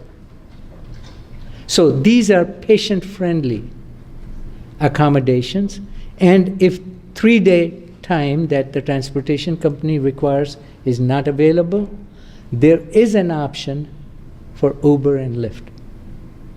But you need some checks and balances there. Then you're talking about 12 months postpartum Medicaid coverage. First in the nation, you heard about it. Extremely important. We just need some standardized checklist, what to do, what to expect, what is not being done at this time. Also, I wanted to highlight the fact that the FDA only allows for you to use buprenorphine, those of you who use medication-assisted treatment or MOUD for opioid addiction, if you will, or opioid use disorder. 24 milligrams is the limit by FDA. Hopefully it will get changed going forward, but a couple years ago, as pregnancy weight gain occurs, Medicaid in Illinois raised that dosage to 32 milligrams with no prior authorization. I want to say that to you because that is a barrier for medications like this where patient is waiting, either in the doctor's office or at the pharmacy. Maternal mortality remaining work. I've listed 5 things here. Community education and emergency preparedness is extremely important, and I am so happy that there are other healthcare workers available to help us. Community health workers, doulas, lactation consultants, all of those providing meaningful services and expanding. However, there is one thing I want to say here. Please make sure, those of you involved with using these services, that there is coordination of your services with the doctors, with the nurse midwives, with the nurses who take care of these patients. If you're working in a silo, I've always said to myself, and I've realized that healthcare, public health work especially, is a team sport. You can't hit a goal by yourself, no matter how educated, how trained, how experienced you are. So we all need to work together. We need to inform each other. And we need to use whatever information we have about the patients. And then you've heard about prenatal care, you've heard about birthing centers, and you've heard about hospital labor and deliveries. I think we need to do something different, out of the box, as they say. We need to say that every zip code in Chicago, in Illinois, and everywhere else will have one of each. A place that people can go to. If they cannot do it, think about it. If they have to travel 14 miles, would you go every month or every 2 weeks? And that is a problem. Then, prescribed checklist of OB care, we've talked about that, just like the pilots do. Change the bulb, bring them back, do everything the way it's supposed to be. And then incentivize patients and OB-GYNs for prenatal and postpartum visits, and workplace investment in board-certified OB-GYNs, PCPs with OB training, and licensed midwives, etc., all working together as a team. And then I just want to end with this one small story. I know the 3-minute sign was 3 minutes ago. So this one is about Canada. Remember many years ago, about 30, 40 years ago, Canada did not have single-payer system. But there was things happening where single-payer was about to come. Doctors and nurses went on a strike. They didn't like it. You know what changed them? On TV, Canadian TV, nationally, they showed a woman in a cab delivering. Because the hospital emergency room had a sign closed due to strike. And that day, things changed. The Canadian Medical Association, Nurses Association, they all called off their strike, at least for emergency care.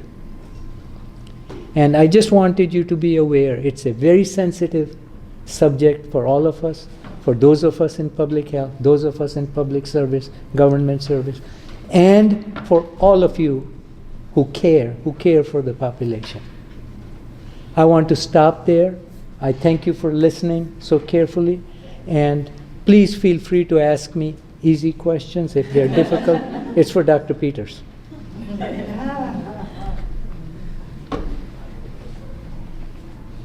If not, thank you again very kindly. Thank you, Dr. Goyal. As you said, right? Collaboration, let's make today is the point of collaboration where we are the people who really focus on maternal child health. However, I don't think we met before this symposium, so it's a new beginning. Thank you. So with that, I know we have, time constraints, so it is my pleasure to invite Denise Gilbert, the Chief Nursing Officer for Cook County Health Public Department. So Denise will share the resources available to public, and also Denise is a fearless leader driving change at the public health level to improve the maternal child health. So welcome, Denise. Sorry about that. Good morning. I'm Denise Gilbert. I'm representing Cook County Department of Public Health. My passion is maternal child health, and it's not only maternal child health that I have purview over, but it has been my life, my clinical life at least. And so I started out in actually labor and delivery at University of Chicago. So I did 5 or 6 years there. And then I came to Cook County, and I'm happy to say that one of my mentors is here, Mary Driscoll. And we worked on a grant program, 9 by 90, to help reduce infant mortality. We had a program that involved nurse midwives, and we actually reduced the number of preterm births during that time that we were there. So again, this has been my life. But in representing Cook County Department of Public Health, it encompasses suburban Cook County and about 2.3 million people. And so at Cook County Department of Public Health, we want to drive systemic change. We want to foster ways to provide relevant resources and community education and healing. To do this, we have to acknowledge persistent legacies of systemic oppression, reproductive injustices, and health inequities that have disproportionately affected birthing individuals and, to the highest extent, Black birthing individuals. So I'd like to talk about the approach that Cook County Department of Public Health takes to doing this. And so what this slide shows is that we use informed data. We get this data from our epidemiology department. We work closely with them. They help to provide and guide our focus as far as what areas we're going to have different programs with. We collaborate with the community. We attend community events. We provide surveys in different communities, and these initiatives are informed by the experiences of those in those communities, their desires and their strengths. And in building capacity, we engage with our community engagement unit. So not only does public health have purview over maternal child health programs, but there are other units within public health that we also internally collaborate with. We have both broad and focused initiatives, and so at the population level, our initiatives are coupled with attention to priority areas and populations that we could provide the biggest impact. So we have multiple campaigns that address these issues across the spectrum. We look at policies, systems, and environmental change. In addition to providing services to meet those immediate needs, we focus on policy, systems, and environmental changes. And we use best practices, lived and experience with those. So we work by informed evidence. We use evidence-based practices and, again, the experiences of the community. Okay, we'll go in the direction. So in looking at those policies, we do have a policy unit within the Department of Public Health. And so what do we do as far as in the realm of maternal child health? There's a mix of direct and indirect services for families, technical assistance for our community partners, public education, data and surveillance, and promoting change. And these are some of the policies that we advocate for, either by promoting and advocating for the policy, speaking towards that in community forums and so forth. So we support access to healthy meals and food access programs. We do have a unit within the Department of Public Health that looks at good food, and we're having funding for childhood care and education programs 0 to 5. So we look at strengthening policies to support vaccination and reduce the spread of vaccine preventable programs. So there's a plethora of different programs that we support and advocate at a legal level. With over 35 counties that are classified as maternity care deserts, we support House Bill 2688, which is a Nurse Practice Act for Midwives, which is a legislative proposal that empowers certified nurse midwives with full practice authority to improve and expand maternal care access. The expansion of Medicaid provider base, which would include the doulas, which we're so happy that Commissioner Miller put that amendment in the budget, and for lactation consultants and home visiting nurses.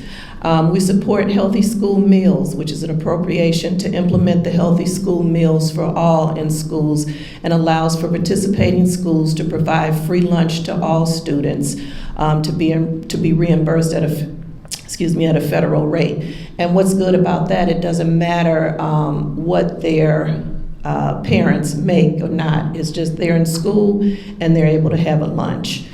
We support efforts to increase funding for early intervention, increasing access to those services. 4% of children receive those services, although research indicates that 13% are eligible. So that's a pretty big gap there. And then we are looking at cannabis and mandatory DCFS referrals. It's a cutting, it's a double-edged sword because cannabis is regulated now. However, it's, you're able to have it, but if a nurse goes in the home and smells it, then are you supposed to take the child out of the home for DCFS services? So we're looking at exploring that. And then this slide talks about epidemiology, how it informs our maternal child health focus.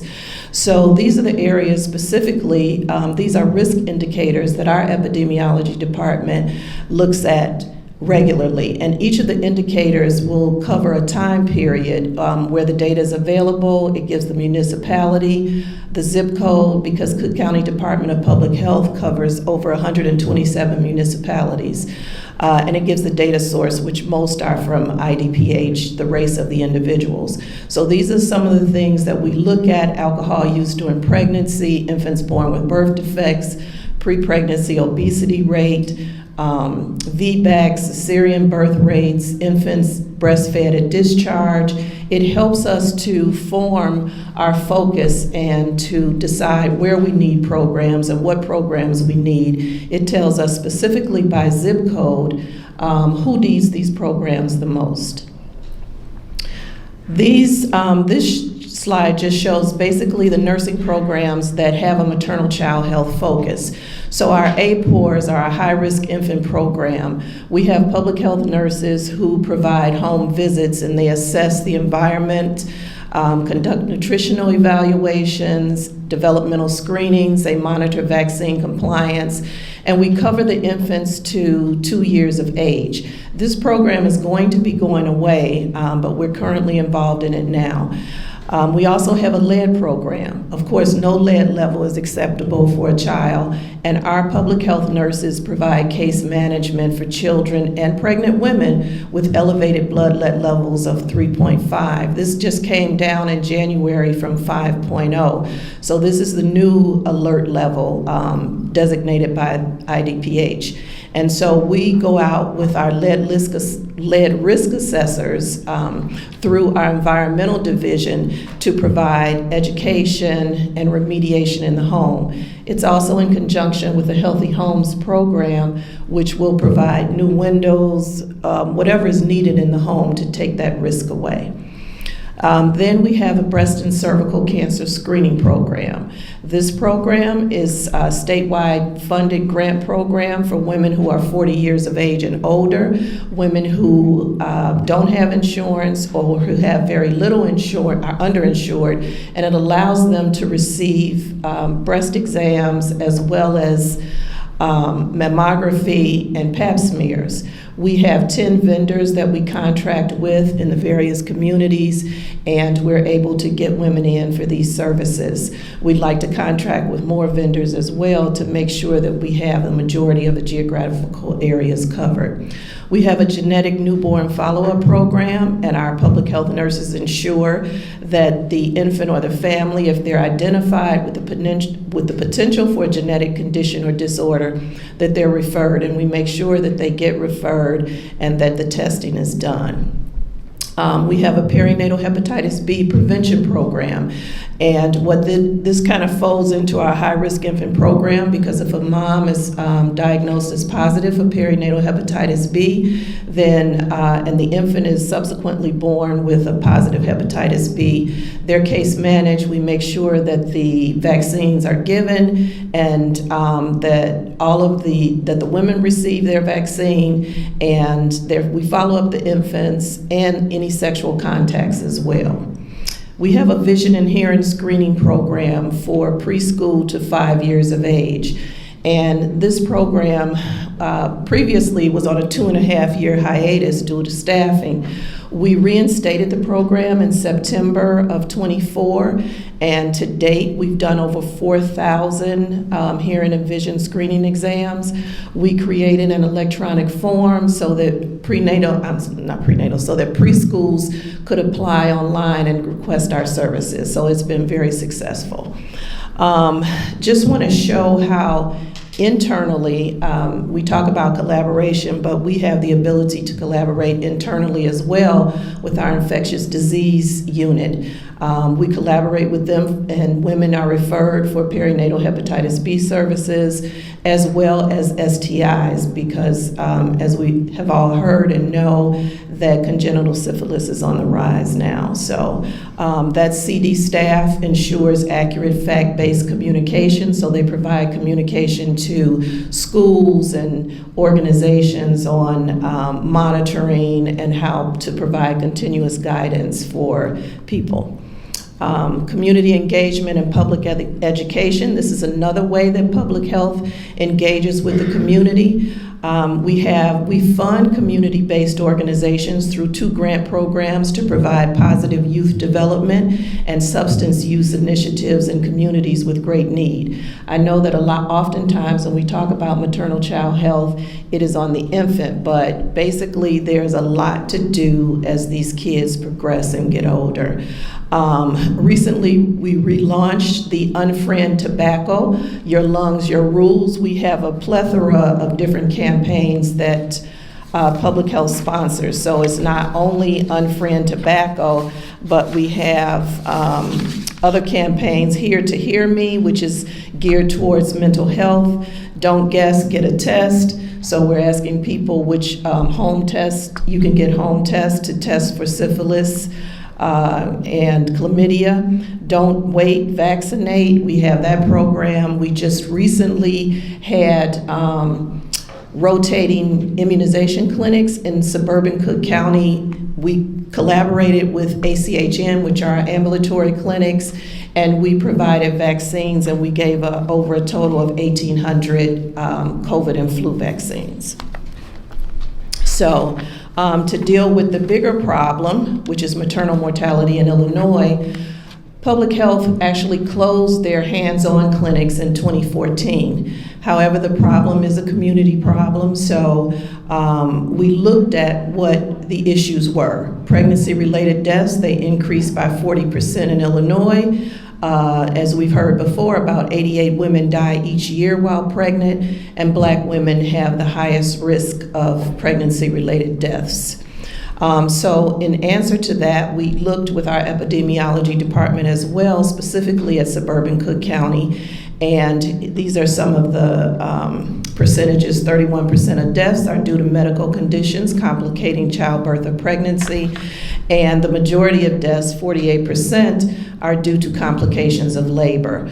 And then 15% were attributed to injury, poisoning, or other external environmental factors.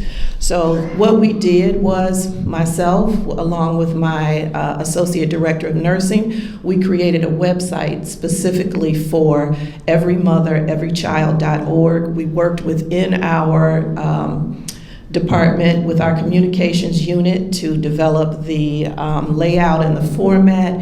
And we decided that this would be an opportunity to engage women and families to be able to hear this information, to read this information, and be able to get it free of charge, regardless of gender identity or sexual orientation. As you'll see on here, once you click on the website, there's information, evidence-based information on before pregnancy, during pregnancy, after pregnancy.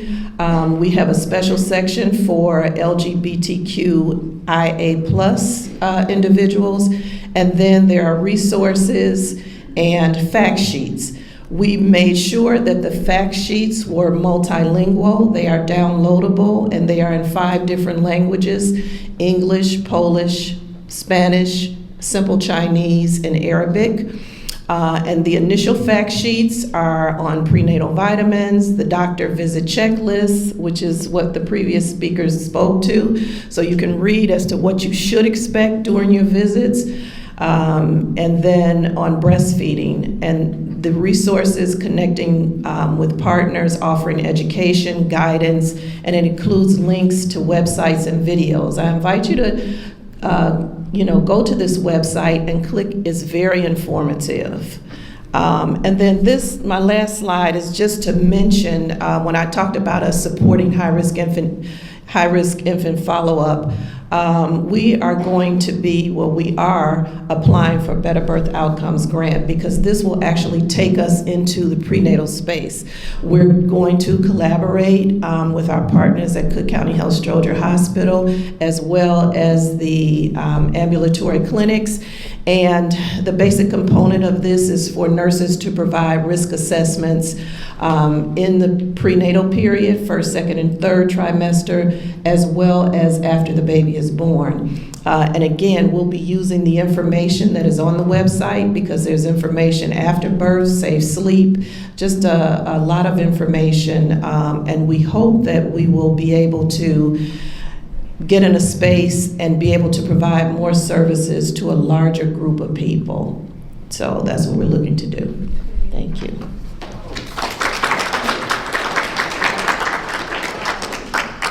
Any questions? No. Thank you, Denise, right? So as the public health is bringing together all these activities, and under the leadership of Denise, we have seen a significant uplift of the face of maternal child health. Congratulations again. With that, I would like to invite Dr. Green, the CEO of Family Christian Health Center, to share her perspective from an FQHC perspective. So welcome, Dr. Green.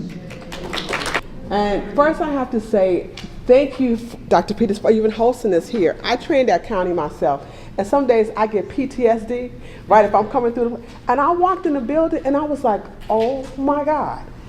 Just the customer service, just the friendliness, just the openness is a huge improvement. And just kudos and congratulations to everybody at County, because I'm not here that often, but just walking in today was amazing. And that's what our patients deserve. So thank you, thank you. So at the beginning of COVID, I was at home and a friend of mine came over and she gave me the statistics. Then I could just do it from here. Here, it'll go on. Give it a second. Don't worry about it. There you go. Okay, can you hear me? Then forget it, I'm just gonna stand here. Can you hear me from here? Okay, let's just do that. So, a friend of mine came over and gave me the statistics of what was happening in maternal health. And as a practicing physician, I was completely unaware and appalled. I was like, you have got to be kidding me. I did not know the disparities existed the way they did. And this was at the height of COVID as well. So we were trying to figure out COVID and everything else. And so what ended up happening is some friends came over and we really sat and talked about the data. And we were like, we're better than this. We are so much better than this. And what is it that we need to do? So we decided to put together a forum, and it was the first of its forum here in Chicago, and it was called Breaking Silos and Taking Action. And so we just threw it out there to everybody because we knew a lot of people were doing great work all over the county, but people weren't necessarily talking to each other for that. And so we had it on one of the coldest days and snowiest days, and we didn't know how many people were going to show up, but 100 people showed up. And we were grateful, and that was people from county. Samantha Owles came from Springfield. We had Northwestern, Loyola, County, Chicago, Rosen, all the hospitals and representatives came out. And it was a real opportunity to begin to talk about what we needed to do to really make a difference.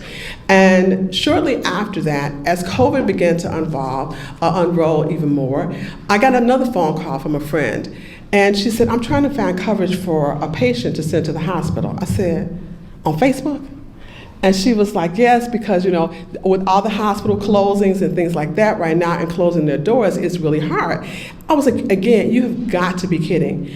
So we put together a Facebook Live. And this Facebook Live was myself and 5 other physicians who they were OB-GYNs, I'm family practice, and we decided on this Facebook Live to bring hospital administrators and things like that and just have a real conversation about what was happening and what it meant as providers working in these communities and trying to handle the stories of what was happening in the maternal landscape, as well as still take care of your own family and balance COVID. One of the stories that got shared on that Facebook Live was one of the doctors had a patient who said she hadn't been feeling well, had a headache, and one of the doctors said, well, do you have a blood pressure kit? She said, no, but I think my uncle got one. She said, well, can you get that and take it? She took her blood pressure, and it was like 180/110. So then she said, well, why don't you take your uncle's blood pressure? She said, because maybe I'm not doing it right. His was 120/70. She ended up going to the hospital, was in preeclampsia, but thank God everything got taken care of. What we did not know is that Dr. Goyle was on that call, Dr. Mason was on that call, and there were so many people across the state that heard that, and it then went national to hear people tell the story of what was happening in the landscape. After that, the director at HSS sat down, we had conversations, and then with Dr. Goyle's help, we actually were able to change the policy in the state of Illinois that all women, regardless of their Medicaid background, whether it was an HMO or whatever, were entitled to a blood pressure cuff. Now that was a small but major win for the state of Illinois and for what was happening in the space. And so the work didn't stop there. And so we said, okay, so what do we need to do? And when we began to really sit down and hear the stories about the mom and the providers and the issues that they were having, we said, okay, you know what? I said, I'm so not the Band-Aid girl. One of the things that you learn by training at county is when you identify a problem, it's not the what or how or this, it's when.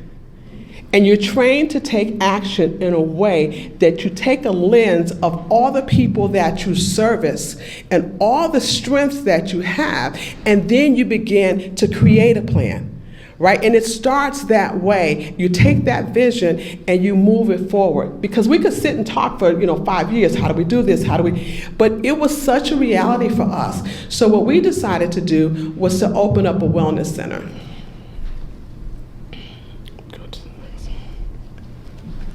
So after the forum took place, which was in February of 2020, and we did the other Facebook Lives, what we decided to do, that this wellness center would be a one-stop shop. So we wanted to create an ecosystem of care. At the time, I was like, ecosystem, where everybody was word ecosystem? What really is an ecosystem? And what do I want to put in this? Right? How does this work? What do they need? Not that what do I want? What do they need? What does the doctors need and the support staff to ensure that they have the tools that they have to do their job? What does the patient need? And so we decided in this ecosystem that we wanted to remove all of the barriers that people have that are placed where they can't, whether it's transportation, whether it's access to food, whether it's access to going to get blood work, whether it's access to get a level 2 ultrasound. And what we found is that a lot of women were high risk. And because they were high risk, they needed level 2 ultrasounds. Well, if they need level 2 ultrasounds, that meant our clinic, first of all, is in the far southern suburbs of Chicago. And those women have to travel to the city to get a level 2 ultrasound. Well, if something happens, they can't afford an Uber or transportation is late, they don't show up. And then they get labeled as non-compliant. But the reality of it is there are barriers that happen that make it hard for them sometimes to be able to get access to those appointments. So we wrote a grant and were able to receive funding through Congresswoman Kelly through appropriations to purchase our own level 2 ultrasound. So that way we could own the level 2 ultrasound, and then we would partner with the University of Chicago for the MFM to come out and to read those level 2 ultrasounds for us. And so what we found out in doing that, when we did our first one this last fall, patients absolutely loved it. They liked the fact that they didn't have to take 2 buses or a train or ask somebody for a ride to come someplace, but they could get everything they needed and the support was brought to them. It was a decentralization of the system, but brought in a community setting where everything they needed they could access right there. So what we began to do is really began to go back and look at the data. And I will tell you, the moms, they show up. They bring their significant others. They like the cool pictures. All of those things make a big difference for them. The other piece that we began to notice, which is on here, is that we opened up a centering program, and Dr. Stewart had to leave. In our centering program, it allows, as you know, it's a group visit, but the OB-GYNs love it just as much as the patients love it. They're able to come in and share their stories, and they learn from each other, and that support has been immense. On top of that, who loves it just as much is the nurses across the street at the hospital. Because when the patients come in, they come in as advocates for themselves. They come in more informed, they know the questions to ask, and they're able to engage in their care. And so that decreases everybody's stress. Because all the knowledge that you have a lot of times when moms and they're pregnant with everything, when you go into labor, it goes out the door. I have kids of my own, and I will tell you, I remember after my first son was born, I took off, I was going to do all this stuff. I told my husband, you can go back to work. I said, because I am going to my mother's house. Because all the medical knowledge and everything that I had goes away. And people are automatically stressed during that time. But when you have an environment that people know you, they're engaged with you, they're comfortable enough, and they feel safe, they will come, they will follow up because they trust that you are going to look out for them. And so having a community aspect base of care has really allowed us to deliver care that we know is changing outcomes. When we first started this, the numbers a couple years ago, women were dying at a 6 times rate. And now that number has gone down. And so we can see that the work that we've begun to do is making a huge difference in our communities. When we look ahead at what we're looking at now, it's really being able to track the data even more so to see where our outcomes are. And what you see have listed, what we have here is that this year, in fact, our goal is to be up by over 400 deliveries this year, 400 OB intakes, and then 3,500 patient visits. And the biggest factor has nothing to do with marketing. It has all been the patients themselves. They have been the ones that have come back, that have shared with their family members and friends to be able to come back. Another advent that we have been able to add on, and thanks to Commissioner Donna Miller, is now we have doulas. We talked about it, right? But we weren't able to do it. So we have now developed our first relationship and partnership with a team of doulas that we've added into that. So we have the program that allows them to do the centering. We have the doulas. We have a level 2 ultrasound that we read the ultrasounds there. That information is then shared back. And the piece that we've been able to really do as we look at all this is engage people in the care along the whole process. And so when people don't have to go from one place to the next, it makes a huge difference. I know for me, I had to figure out when I got here, where am I going to park? How do I get to the... So it's a major thing that I have to think about. Right? So imagine I have 2 kids and I got to go here. Where am I going to park? How am I going to get there? Who's going to drop me off? Gas and groceries. Let's don't even talk about it. Right? So all of these other factors. And for us, what we realize when we put the center together, when you walk in, it is a beautiful facility. It has a floor-to-ceiling waterfall. We've got a Keurig at the front. We've got beautiful pictures because we may not be able to fix everything else that they got going on inside that door. But at least when they walk in that space, that time is theirs, and we are connected to them to provide the best care that they can get. And they value that. So how do we do it, right? We do it with compassion, we do it with care, but we do it with frustration sometimes, because the more you find out that you want to do, right, then there's the more to do. The list never ends. And so when we are able to talk with our hospital partners, whether our patients come over for high risk, so we have patients that come from the far south side, that come here to county, that go into U of I, that come to Mount Sinai, being able to communicate with those partners to provide the best care possible is very key in making sure that the network and communication takes place. I talked about the doula. The last accomplishment that I do want to mention and really focus in is really when we talk about that level 2 ultrasound.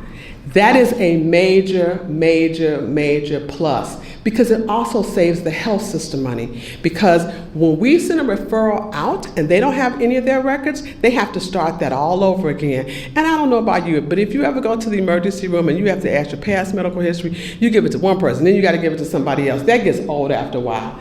And so being able to give that information seamlessly is important.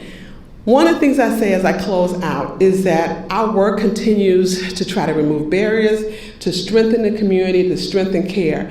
And so when we look at maternal health, let's remember that over half the deaths occur after they deliver. So our next big step that we're getting ready to do, as crazy as this sounds, I bought a funeral home at the end of our parking lot. It was for the dead, I want it for the living. And we're getting ready to put an integrative wellness center that allows women, even before they get pregnant and after they get pregnant, to engage in a nutrition and mental health facility that will allow them to really be able to care for themselves and their families. So thank you.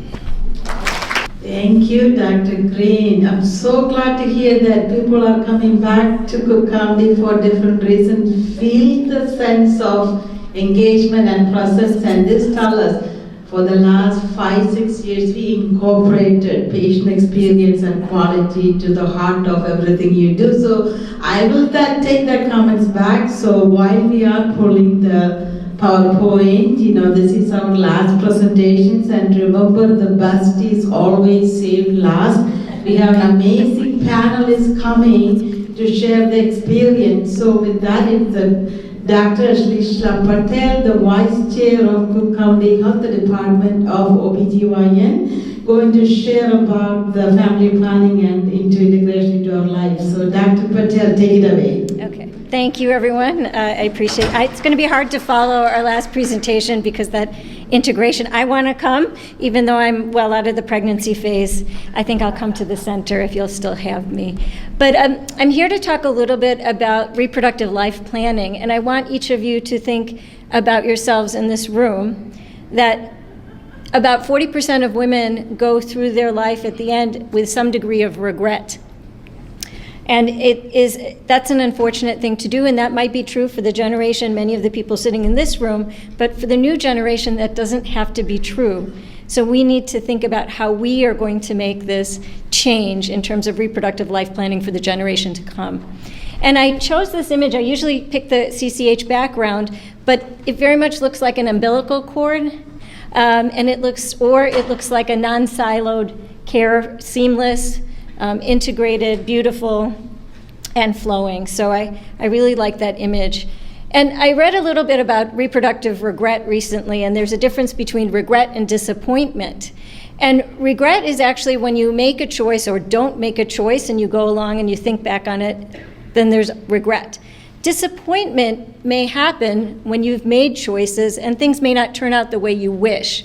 So in some ways, disappointment is an okay place to be because you've actually had agency and you've gone through and you've made decisions and you don't have regret.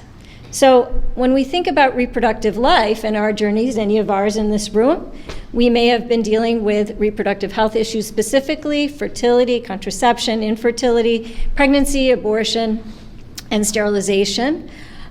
We also have to think about this in the context of our lives. So while I often work in the area of reproductive health, I don't think any of us have navigated through our journey without thinking about our socioeconomics, our relationship status, our education, our job-related issues, and medical-related problems, challenges, or hopefully good health. The truth is, all of these things are integrated, and so the reproductive health journey, I will posit, is probably our most important journey because it actually influences our capabilities in everything else. Now, when we talk about the biologic realities, there are a lot, especially and again, I'm going to use the word woman. I'm a gynecologist for almost 30 years now, so that's the term that most research and the words that I'm going to use for today, but it's people who identify as such. But there are some truths. We are afforded about hopefully 80 years of life on average, of which about half of that we are reproductively active. And for those of you who have gone through this, I have to be honest, I only care about 3 eggs of my personal eggs. And they are my children, and now they're 16, 17, and 19 years old. The rest of the eggs could have gone and did go wherever they went. Many of us have about, on average, 468 cycles. And my daughter, who recently got her period a few years ago, said, "This is annoying." And I said, "Yes, you don't know the half of it. It is annoying until that happy day when a pregnancy test turns positive and you're excited about it. Then you can hold those periods for a while, or the day that they finally end, which I'm happy to say I've made that conversion. And I'm happy that I don't have to buy those products anymore." But this is true for the women that we serve. They're having children later, they're choosing to partner, they may not partner. The whole gamut is different. And actually the fertility rates in the country are going, globally and the country are going down. I'm not going to spend too much time on stats. You've heard so many stats today because I really want to share with what we have that's new and innovative. But we still have this kind of overlying statistic that half of the pregnancies or so, plus or minus, are unintended. We have a lot of medical problems that are hitting women. 20% have fibroids, hypertension, diabetes, etc. And the later women are choosing to childbear, the later and the more medical problems they may be having. So there's a lot of cost with this, a lot of challenges which we have all sort of touched. Many folks, as I said, the new trend is actually not to marry. So for those of us in the room where that was the traditional way of partnership, that is no longer the case. So that we have many people going through life choosing to partner or not choosing to partner, but having children and having families. So we have to kind of move with the times. The other thing, which of course is changing, is technology. IVF is around, many people are using it. Medicaid is sometimes covering it, but many of the patients we serve may not have access, as do many of the people in this room or colleagues, family members that have been using it. Egg freezing is probably one of the hottest topics. Again, not one that we offer to many of the folks that we serve, but nonetheless, a young person traveling through life does not necessarily have to wait until a partner comes along. They may choose to freeze eggs, may delay childbearing until things are right. And our goal, I think, is to get everything to be right. Now, we also have certain healthcare realities. Sorry. Is it not working? No, it is. I just want to take this out. Sorry about that. Okay. In terms of healthcare, we don't have enough time. So as we've talked about all of the things we have to deal with today, there is very little time when the patient is in front of us. And so we have to create opportunities where we can get out to them or create spaces. It's also what's billable and what's not. Frankly, a lot of the stuff we're talking about today is not actually billable, but there has been a lot of movement to try to make it so. And the more we do that, the more that we'll get this care. There's burnout. I mean, 15 minutes just to do this talk. Imagine I was doing your pap smear, your vaginal exam, having you dress, undress at the same time, or in this, and then I want to talk about your contraception, your family life situation, your housing, your da-da-da-da-da-da-da. It's very hard to do, very hard to do. And I'm just trying to get through these slides. So and then when we think about the cost, both on a system and on the patients themselves, insurance covers certain things and not all. Now, political, we have a couple political people here, but we live in a political area. I don't want to talk about which side and all of that, but nonetheless, when it comes to reproductive health, politics play into women's health more than they do, I think, any other type of health care. We're very, very fortunate to be in Cook County and in Illinois as a whole. To have our reproductive rights protected. But nonetheless, we know that many women in our country live under very different circumstances. And I'm not just talking about abortion, I'm talking about contraception and IVF, actually. So all of these things, and I have a reason that my phone is here, so it's not just that I'm completely dependent on it. But nonetheless, so politics are playing into what we're trying to do. So digital health. See, I dropped my phone at the right time. So they don't come to see us maybe once a year. Pap smears aren't even once a year anymore. They're every 3 years or 5 years, depending on where you go. Prenatal visits are potentially getting spaced out. But they are on their phone a lot. And so are we. Everyone in this room, I'm sure, has a lot of hours logged in on this instrument. So we have to figure out how to use this to our advantage. I don't Facebook, I don't TikTok, I don't do any of those things, but our patients do, and they get information in that way. So we have to get in the game, right? So I want to talk to you a little bit about Reply, which is something we've created here. I'm going to brag a little. We've run the Innovation Prize 3 times in a row here at CCH for the quality and safety. But this is an opportunity, and I don't want you to just think about when I'm talking about reproductive life, but we could do it for a lot of other healthcare issues. But it is a platform in which we provide education, goal tracking and planning, even concierge service. So I think that's what came up with the FQHC, community friends, and a patient navigator interface, because we need to get in the game. Now, basically on the left was if you see, it's sort of a very medicalized graphic representation of what we are in our reproductive life. And I'm going to just touch on this for 2 seconds. It's very simply the number of children you have versus the number of children you wish. And you may want 0, you may want 10. But it basically says if you haven't achieved what you wish, you're in your green zone. If you have, you're on your line, and if you exceeded, you're in the purple zone. It used to be red, but that had negative connotation. And we also include biologic and non-biologic children because, we often, as anyone who's been on L&D, we ask the G's and P's. How many pregnancies have you had? But that doesn't represent who's in your home. So that we also have to change the way we think about families. And then graphically, how do we say, well, you were here and you want to be here? And we use this all the time. I want to get to Stroger and I'm downtown. How's the fastest way to get there? Oh, there's a roadblock. I'll re-navigate and so forth. So this is what Reply, as we call it, Reproductive Life Imagine, can do. And we would like it to do. Now, the other thing is, as we talked about in the very beginning, and I'm going to end with the concept that none of this happens in the vacuum. So I call it the bricks. And the bricks comes back to Dr. Peters saying that we want sort of precision medicine. We want precision planning because my map and your map are not the same.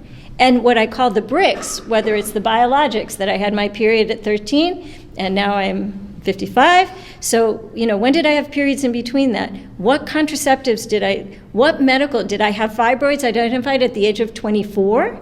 And I'm going to wait till 40 to have children? Those fibroids might be 40 centimeters by then. I might have a BRCA gene. So at the age of 35, maybe I'm going to change my reproductive trajectory. I have hypertension, diabetes. I'm homeless.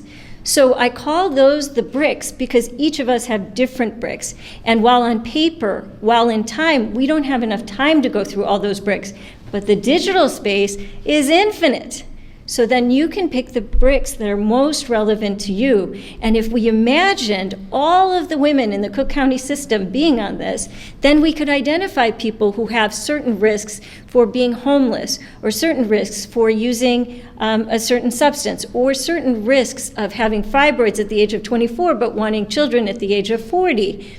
We might be able to change that trajectory so that we achieve the goals that need to be achieved in the timeline that is sort of biologically and whatever else we believe in afforded to us. So that we change regret and we don't even have disappointment, that we actually have achievement and goals that we get to.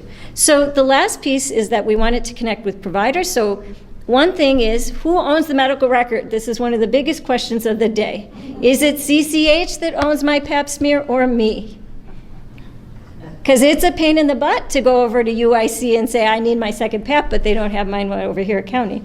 So some of this is that women need to have their medical home with them and part of the whole system, so that this is the way at least Reply will work. And again, if you extrapolate to other things, whether it's prenatal care, menopause care, or any of them, it could be like this. But it should integrate with the medical system, but also belong to you. And in this day and age, some of the reproductive health stuff is extremely confidential. If you cross state lines, you may not want this to be around. So the potential to have it with you, to ghost it, to keep it safe, is something that's very terribly important right now. So we've done a little research on our project, and we found that it helps women 92% of the time navigate a journey and see it visually what it looks like. For providers, it can quickly, if this is done before they come in, they can see it. And then, did I get a time? Okay, I'm okay. And then we did a specific project on cancer survivors because, again, that window is shorter and is very difficult to navigate, especially at the time of diagnosis, and we found that we were very successful in that targeted population. So I will pause it and end before we get to the panel.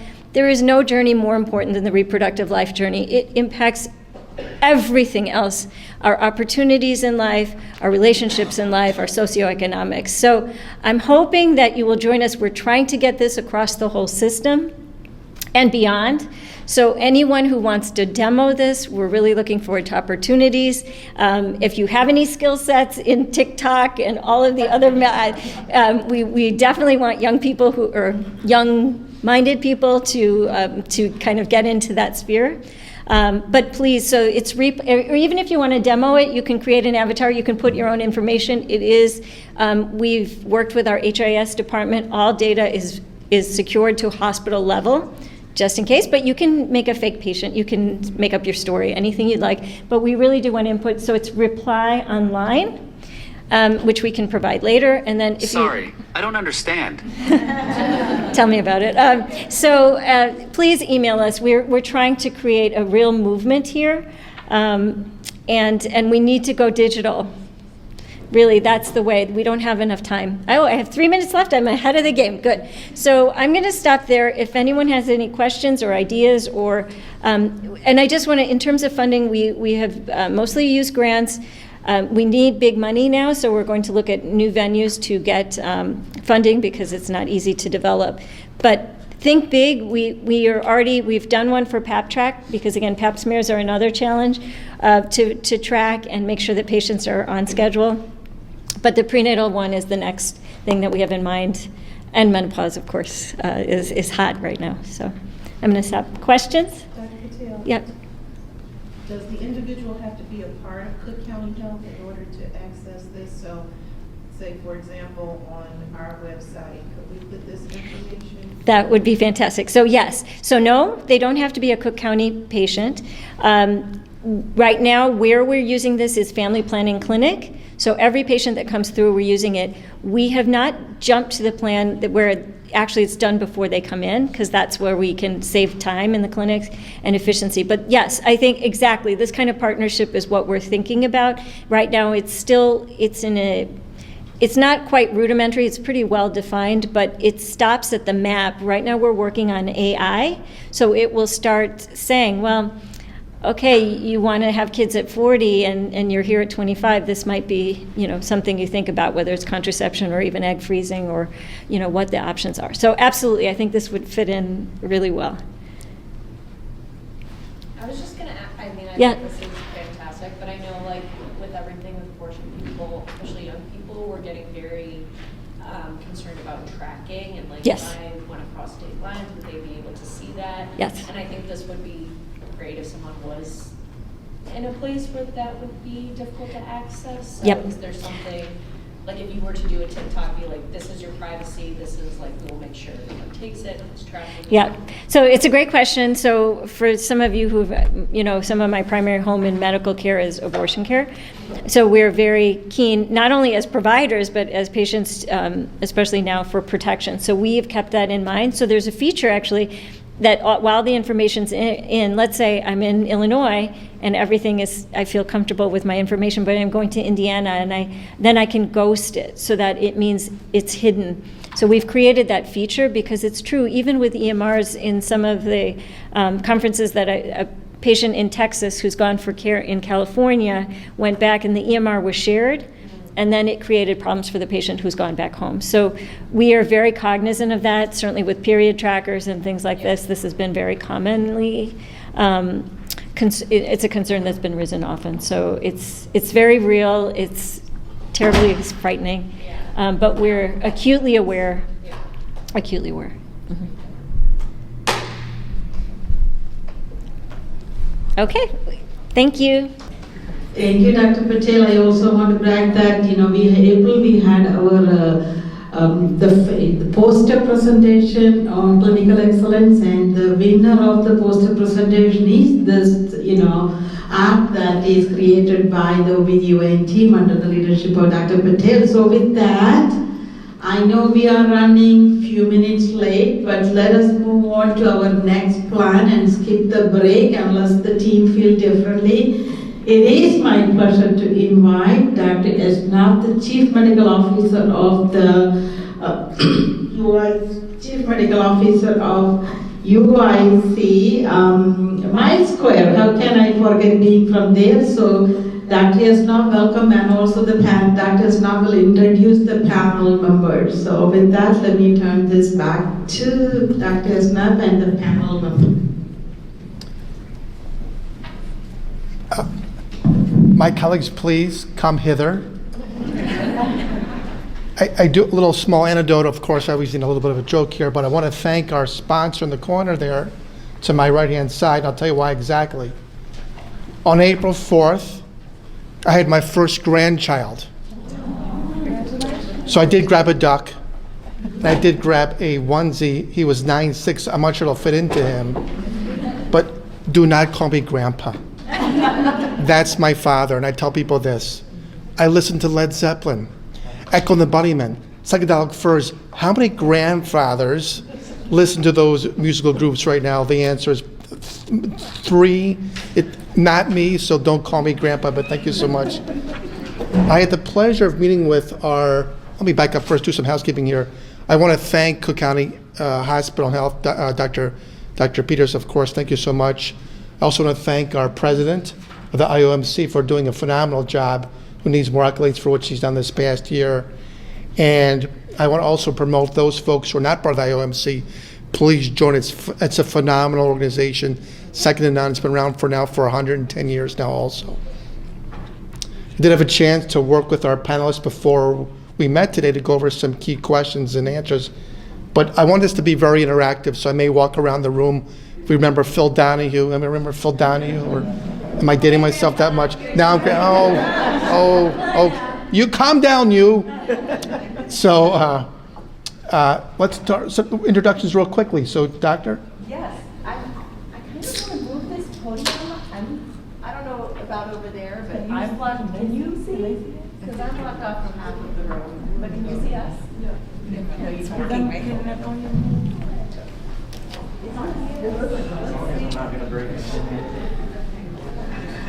And we can use some more microphones here for nice interaction.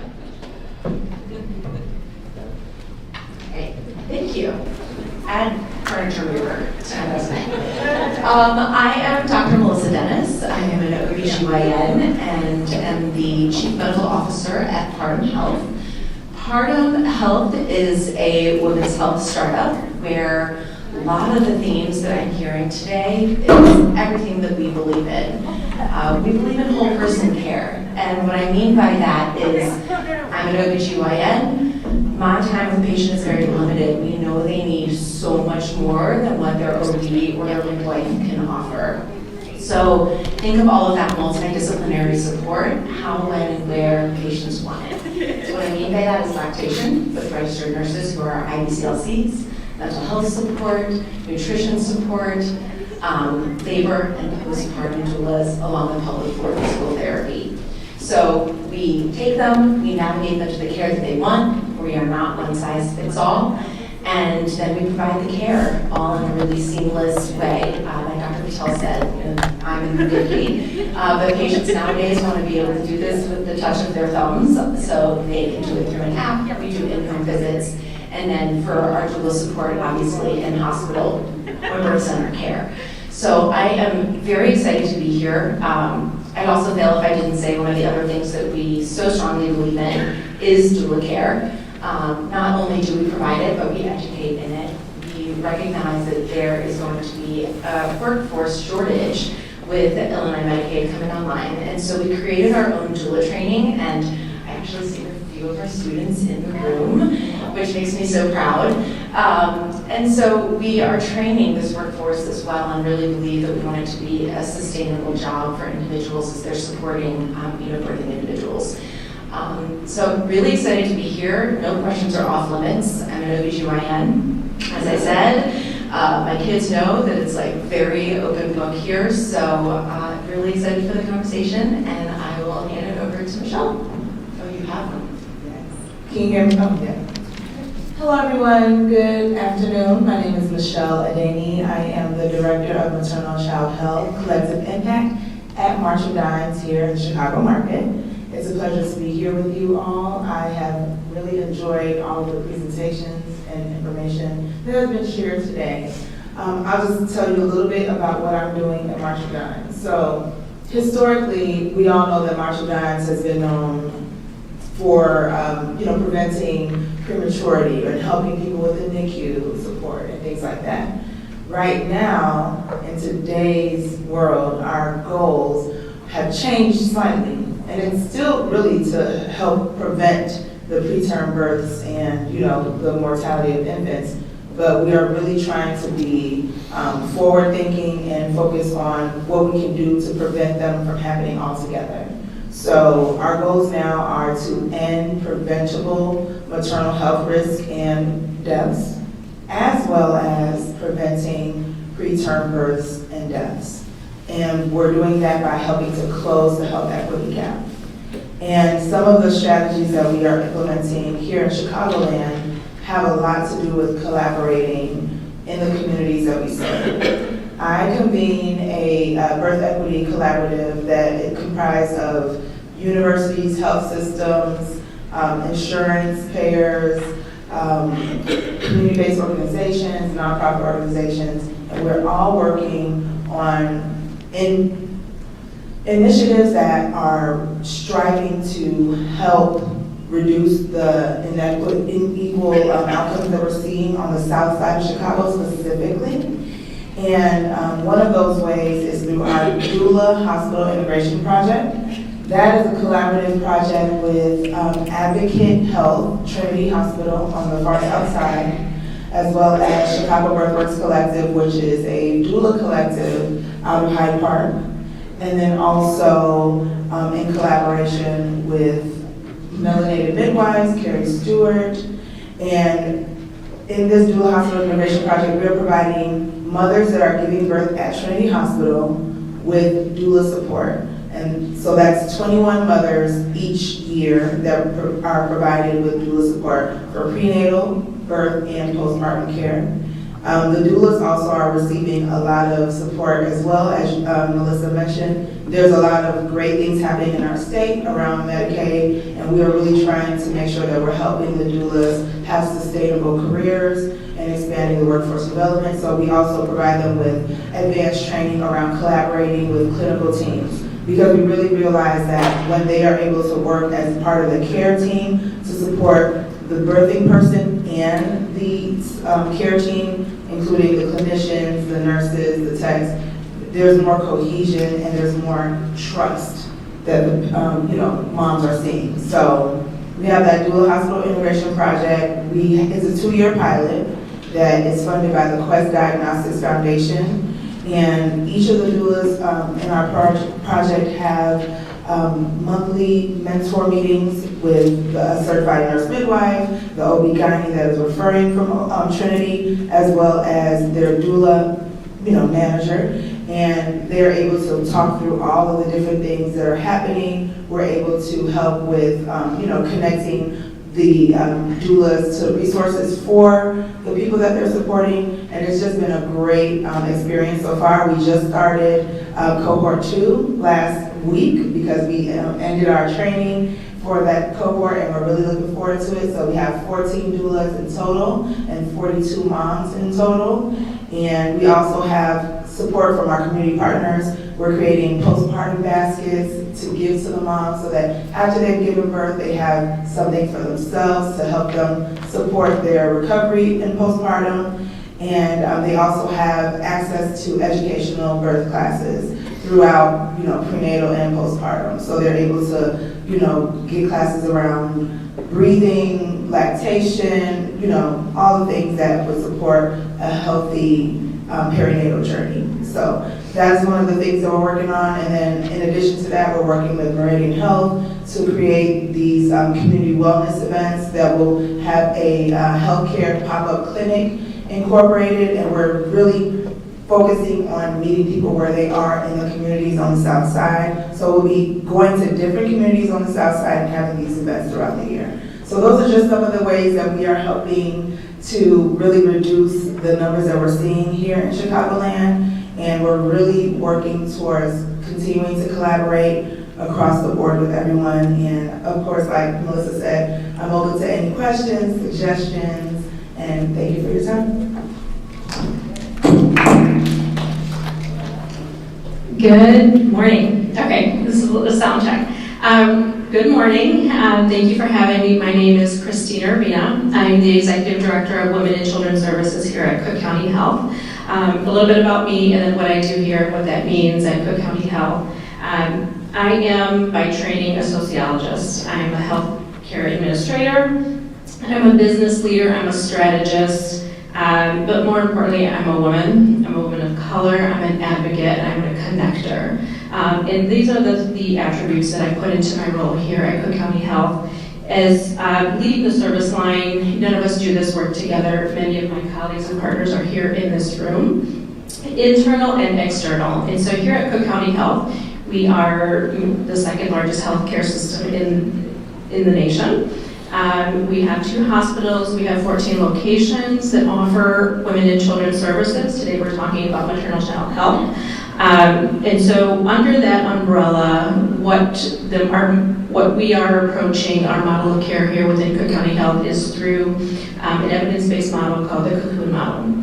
So we were doing a lot of work prior to adopting this evidence-based Cocoon model into our system, and this just basically validated all of the work, the interdisciplinary, including our external partners, were helping us do here in this healthcare system. Women and Children's Services is not new to Cook County Health, but since my time here, kind of all of our marching orders is to really enhance and amplify the access, the quality that's here, and really to support all of the wraparound services to support our providers. The theme today has been around collaboration, connecting, supporting, advocating, and that's really what we're doing here in the service line. We have primary care medical services, specialty services, delivery services. We deliver women from every community. About 30% of our deliveries are from women who get prenatal care externally. So we are definitely a community partner looking to continue advocating for all communities. We link arms with public health departments, social resource groups across the county. And then we also have our own suite of grants under our umbrella where we have HRSA Healthy Start, DHS Healthy Family that employ community health workers that we talked about earlier that are supportive resources and advocates for our patient population, for families, for young children. We have doulas in our health system. Thank you, Commissioner Miller, everybody else. Has talked about the importance of doulas being that support, that advocate, and really that helpful bridge to trusting, right? Building that trust again into the healthcare environment. Birthing centers are popping up, which is definitely an option. Women, that is a thing, women should have choice with their bodies to deliver where they want and get the care where they want. And so really the mission at Cook County Health is really to support our patients with the resources that they need, all to ensure that we have healthy outcomes. So I will stop there and pass it. Hi everyone, good afternoon. My name is Tanya Branch. I am a neonatologist at Lurie Children's and Prentice Women's Hospital. My academic research background is in racial and ethnic health inequities in the perinatal time period and how we can create community interventions to help reduce those inequities that we know exist. I also serve as the director for high-risk perinatal initiatives as part of the Lurie Children's Magoon Institute in our maternal and child health programming, specifically for Westside Healthy Parents and Babies, which is one of our newer early childhood programs that is in partnership with Westside United. We support pregnant and parenting families who live on the west side of Chicago, where we know that there are stark disparities in maternal and infant health outcomes. We help connect these families with resources from early in pregnancy through the first year of life, connecting them with important services like lactation, doula services, housing support, as well as providing virtual parenting classes and peer-to-peer group connection.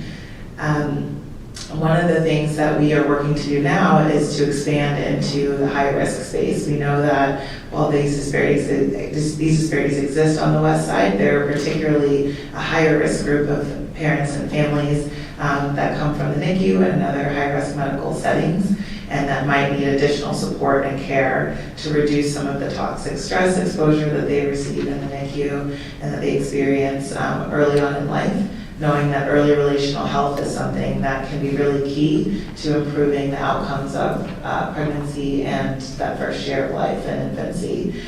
So we are working to break out of the silos, as we've been talking about this morning, connect providers, connect care teams, connect resources from that high-risk care spaces around the city to collaborate together and work on creating connection for our families to different resources that exist. So excited to talk more about that today and learn from everyone here on the panel and in the room about how we can continue to move care forward for our families and the community. Team, thank you so much. I know we've got limited time here, but we touched upon 5 key points, discussion points, we met this last week or so. Let me just walk them through here, then let's open up for discussion and the audience here as well. Healthcare is very complex. I mean, look at, we've got 4 major institutions out here. I'm a patient, where do I go next? Number 2 is use of navigators. Number 3, as czar for all this of what we do here, I want to touch upon also mistrust with patients with the healthcare system. And my last question for all the panel folks here, what would be your secret wish to help solve all these problems here? So let's start with number 1, is just the complexity of a healthcare system and use of navigators. Somebody jump in. All right, I'm going to get started. I'm a cancer patient and, had always experienced healthcare from the other side as a physician. And when I was going through my own journey with another physician's spouse, I am educated, I have health literacy, I am white, and oh God, I struggled. It was so hard to have the courage to advocate for myself.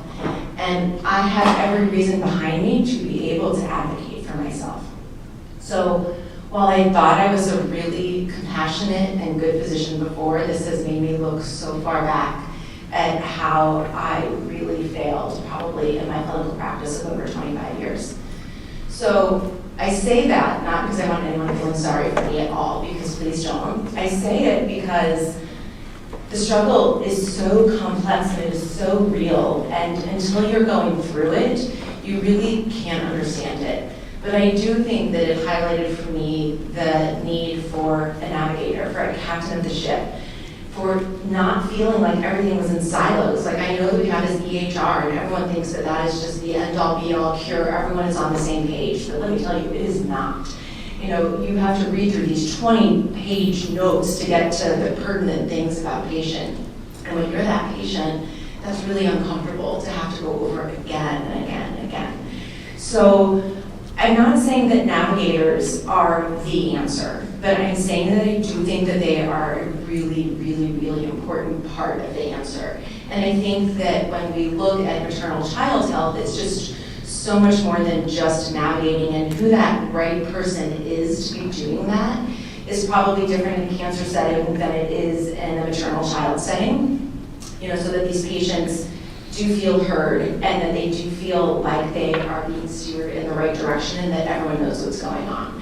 So again, I know that there are navigators, but I'm not sure if we have that magic special sauce yet of figuring out exactly how to use them best, but I know that they are very, very, very important, and I speak to that personally and professionally.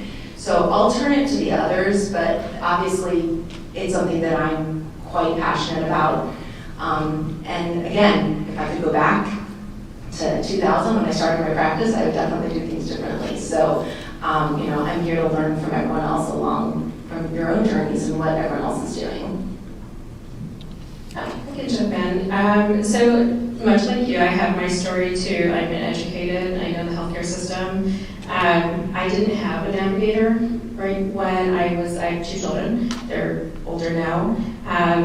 It would have been helpful, right? Because the healthcare system is difficult to navigate. There's so many people you have to talk to, so many tests you have to do, so many steps to go through, and you're also dealing with your own emotions, right? And all the external stressors that you have, like how are you going to deal with this? How are you going to continue working? Like blah, blah, blah. But here, what we're doing here in our healthcare system is what we're trying to do, and nothing is perfect, and we're still ironing out the bugs, is we have been fortunate enough to apply and get grants to get different allied teams into our system to support the patient through her process, whether it be in the clinic, out in the community, wellness meetings, things like that. So we have, what we're trying to do here is the patient comes into our healthcare system and they have a prenatal pregnancy diagnosis, they're onboarded by a patient navigator. And that onboarding is like a concierge kind of approach. Like, welcome to Cook County Health. This is what you're going to experience with prenatal care should you choose to continue with us. Make sure you apply for insurance coverage. We have a WIC. If you need a car seat, if you need a social worker, because as a healthcare system, we're also doing health risk screens, right, to look at all those social determinants of health. And so that patient navigator is keeping track, if you will, has that checklist of things that we want to make sure that this person is getting while they're in care with us. In addition to that, we have different grants, like home visiting grants with nurses through CDPH, or home visitors through federal funding and state funding. And these are the resources that are value-add support resources to the providers. I mean, Dr. Patel mentioned 15 minutes or 30 minutes with a patient. Certainly, they're human. They can't touch on everything with that patient. And so, again, offering these value-add resources to support not just the patient, right, but the medical care team. Also the extenders into the community, doing that, circling back, did you get connected to the resources that you needed? And just really building that relationship. And one of the challenges I will say that we're working through here at Cook County Health is we're fortunate to have different groups to help support the patients in the clinic and out of the clinic.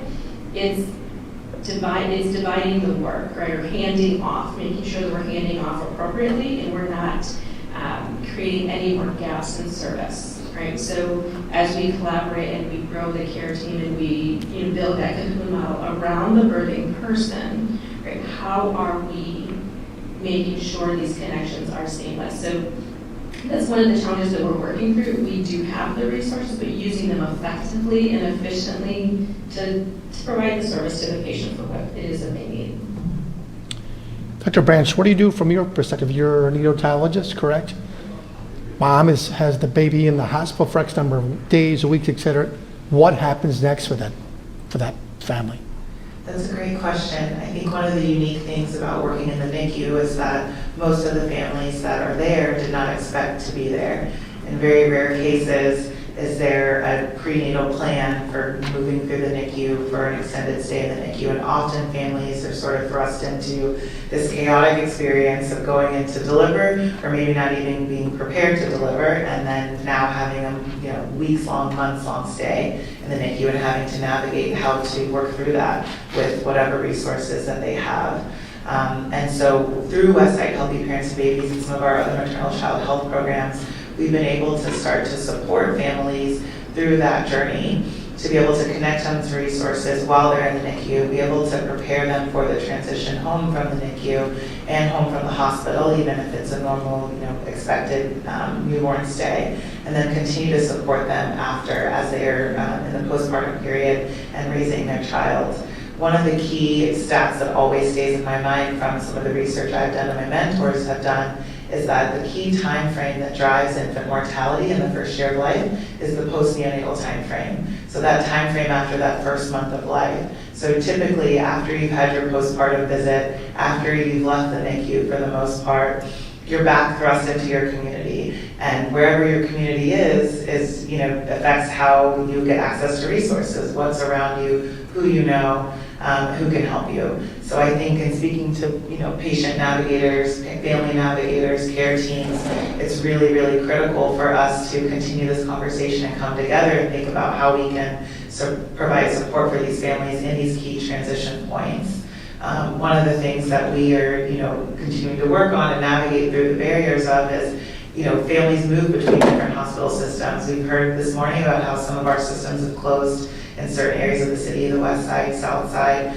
Families are transferred between NICUs around the city. How do you come together and break out of your individual units and collaborate to support families? We're all living in the same city and supporting the same families. So it's really key for us to continue communicating with each other, working together, and not so much competing with each other for the healthcare dollars, and income that comes in, but really to think about our families as a whole throughout the city.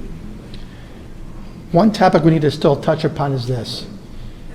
We have 4 major institutions here and X number of square miles here. We have spent tens of hundreds of thousands of dollars to mitigate this issue here of poor outcomes. But yet at the core still is mistrust with the patients.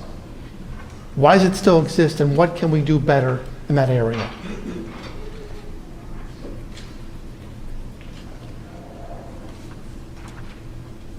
Yes, mistrust is definitely something that is still very prevalent in the community, and we believe that some of the ways that you can overcome that is to, as I said earlier, meet people where they are.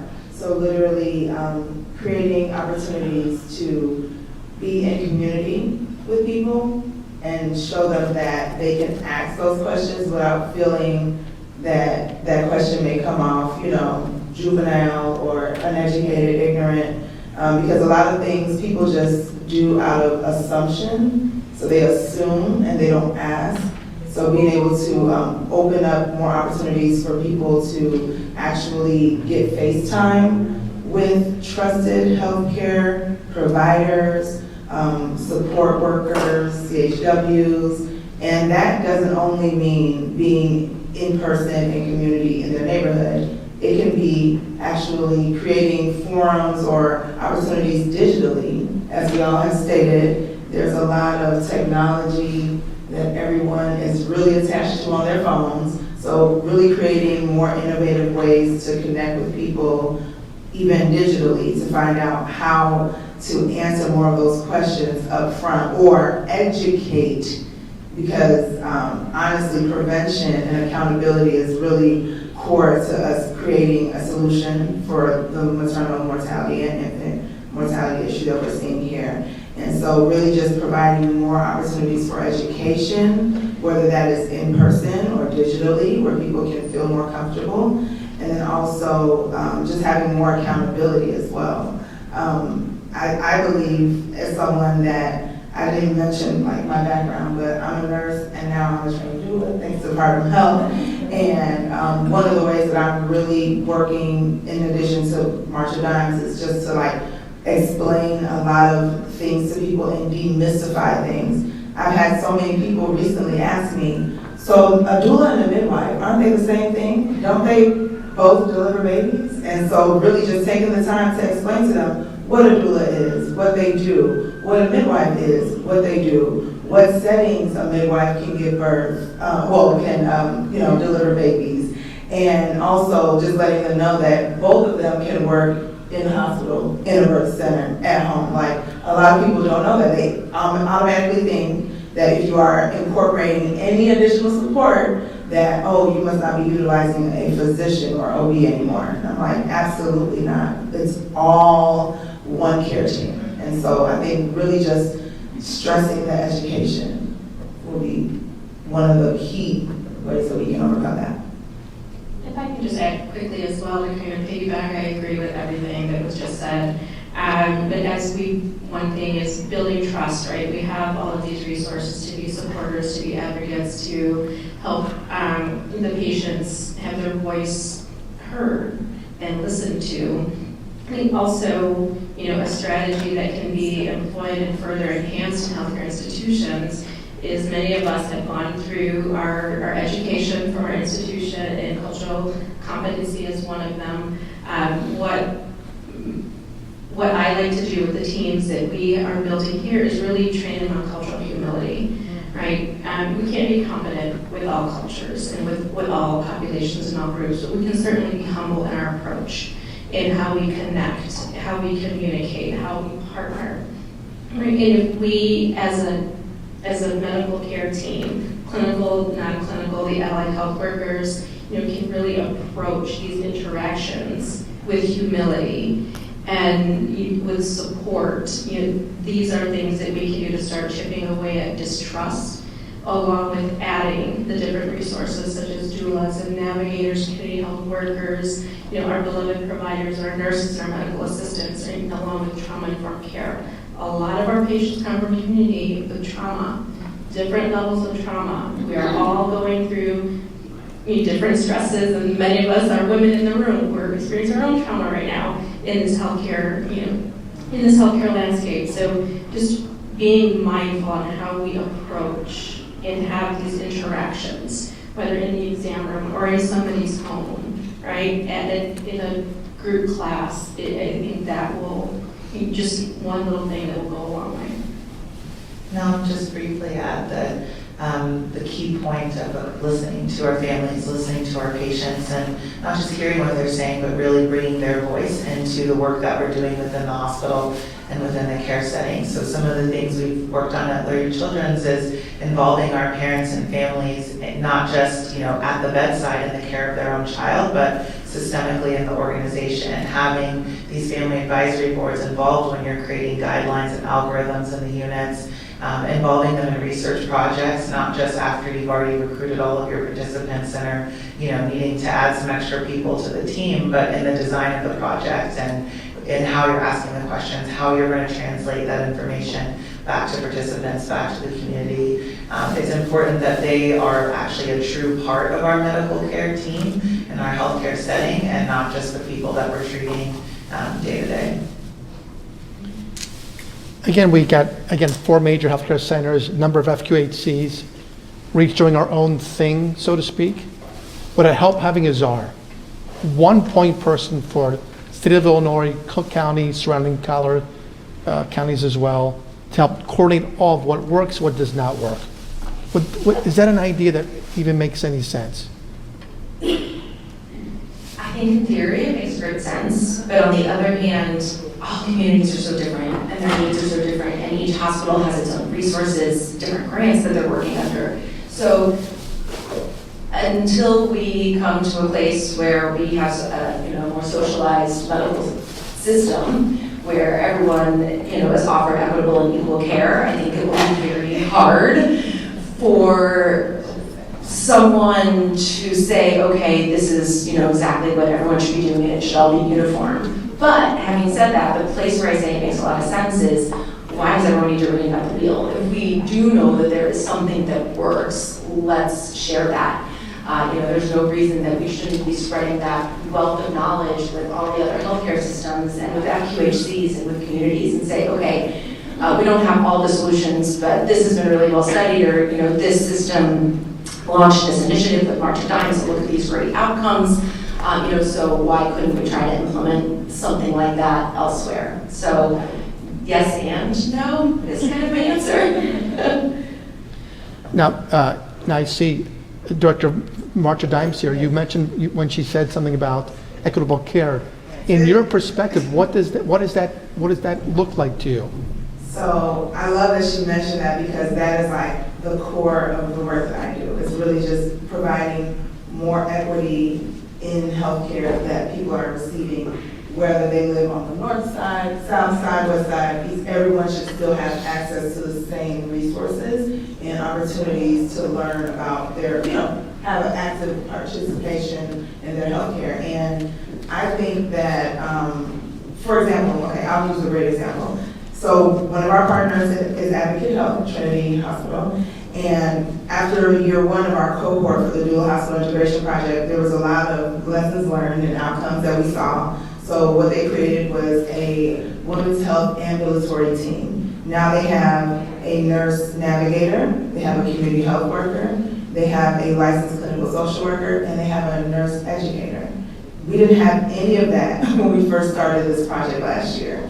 But based on a lot of the feedback that we were able to provide through our doula mentorship, and also from receiving the feedback from the lived experiences of the patients that we were serving, we were able to present the case that, okay, the OBs are great, they understand this very well, and their nurses are doing their best. However, we do need some other layer of support to help connect the doulas and the birthing people to the actual health system and help them navigate it. And so that's how that team was created. And I feel like that is another example of really meeting people where they are.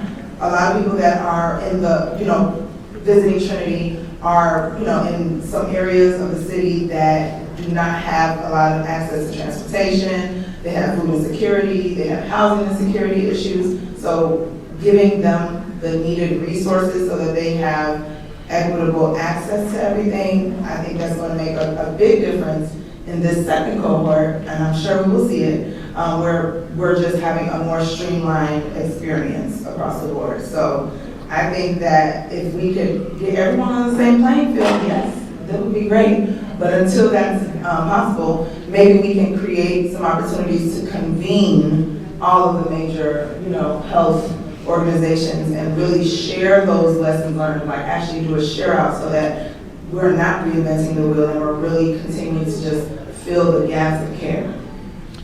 I'm going to assume that those healthcare centers were paid for by Advocate Healthcare? I'm sorry? Those various Advocate Healthcare. Oh, yes. So they...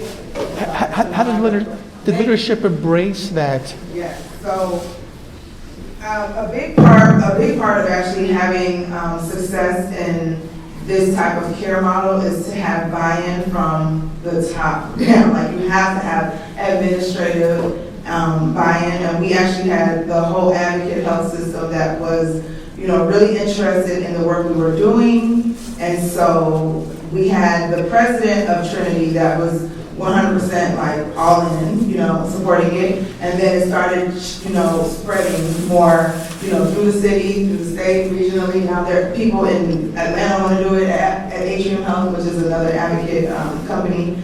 And so I think that it's really imperative for everyone to understand how it affects all parts of the health system. And that is why they were able to invest, because Marshall Diamonds and Quest Diagnostics are paying for the doula, right? And then now, based on the outcomes, they were able to invest and hire those 4 additional people just for I'll say the OB/GYN advocate medical group, physicians. So it's literally just for maternal health. We're not, it's so beautiful. We're not sharing this with like another department. It's literally for people that are giving birth or seeking prenatal care at Trinity and at their various medical groups on the south side. So it really just showed that once you take a step in the right direction and are able to share, this is what we're hearing. It's one thing to say, this is what we think they need, and it's another thing to say, this is what we know they need based on what we have seen and what we have heard from the direct patient. So. Great, thanks. We got like 2 minutes left. You got 30 seconds apiece. What's your wish? If you wish for one thing to help this entire symposium be successful for your patients' community, what's your one wish? I would say my one wish is kind of an answer to the question that you posed. Do we need a czar? I don't think we need a czar, but I think we need a collective convening. This is a great symposium. Thank you, Dr. Peters. I was part of an external response, for the last 2 years where, expanding the model, that was displayed from the state on down to the smallest of counties and health departments. We convened, had a regular cadence of convening of what we're doing, what's working, what's happening, who can help who's getting dollars, where can we spread them, right? So connecting, right? There's a lot of funding that's available for women and children's service and maternal child health. And I just think, sharing, right? And bridging and linking arms so that we can spread the resources, the activities, and the funding, to reach, the dream would be all the communities, right, but those that need it the most. And so continue convening, that would be my wish. 30 seconds for a 2-hour answer, okay. I'm going to say, if I could wave my magic wand, I would want to change the way that we actually look at maternal care. And I want us to be proactive instead of reactive, because once we are reacting, we are too late. And the severe maternal morbidity or mortality has already happened. And so the phrase that I always keep in my mind, I did not make this up, there's a book, it's a reading saying, it's called left of bang. So like bang is the bad thing that's already happened. And if you're looking at a spectrum, you want to stay left of it, because when you're right of it, you're reacting to it. So I want us to think about maternal child health care as staying left of bang. Let's try to prevent these things from happening. We're going to do that by thinking of individuals as whole people. You were your own whole person before you got pregnant, and your own whole person again after giving birth. So we need to take care of that person so that we prevent chronic illnesses and complications from pregnancy. We need to change the way that we incentivize physicians, midwives, the way that productivity is based so that we actually have time to do these things in an office setting. Or we need to have bridges who can help us do these things, and we need to build trust. So those are the three things I think need to happen for us to stay left of bang. And they're not small things, they're mountains, each one of them is, but I know that we can do it. We're the generation that's going to change this, that's what I'm going to say. Dr. Branch? I think for me, I would want every family that's here in Chicago that's pregnant, parenting, child rearing, to have true access to care that is unique to their needs. That's speaking to the equity part, that it's not that everyone needs the same thing, but that they actually have what they need for their family, and not just the medical care that they need for their biologic, physical health, but mental health support, social support, that they're able to access those resources early and continuously and more sustainably throughout the city, no matter what healthcare system that they're going to and no matter what zip code they live in. Michelle? It's very similar to what she just said, so I'll just add, because it's so similar, I'll just add that I want every family birthing person to have access to the additional support that they need beyond their provider, regardless of insurance, whether you have Medicaid or you have PPO or HMO, being able to have access to all the same resources, like she said, from prenatal to postpartum support, mental health, early intervention, just being able to have access and understand what your options are, regardless of the ability to pay for it through private insurance versus public insurance. That would be my one wish. Team, thank you. Any questions from the audience at all? Comments? Dr. Peters. It's not, it's a comment where when you bring the like-minded people, right? I think this is the first time the panel is meeting, and they are meeting but in person, right? But the goals and the passion comes together. So really wanted to accommodate how can we collaborate together. I think that's the theme today, right? What do you think in one word, what should be the next step to bring that collaboration? Thank you. One word. Convening. Convening. Like literally bringing it together and actually sharing it. And collegiality. With action steps.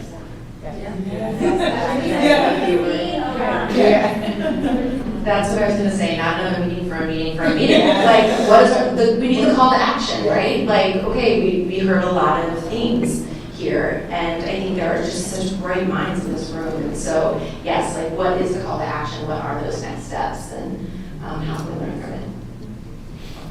Team, God bless everybody.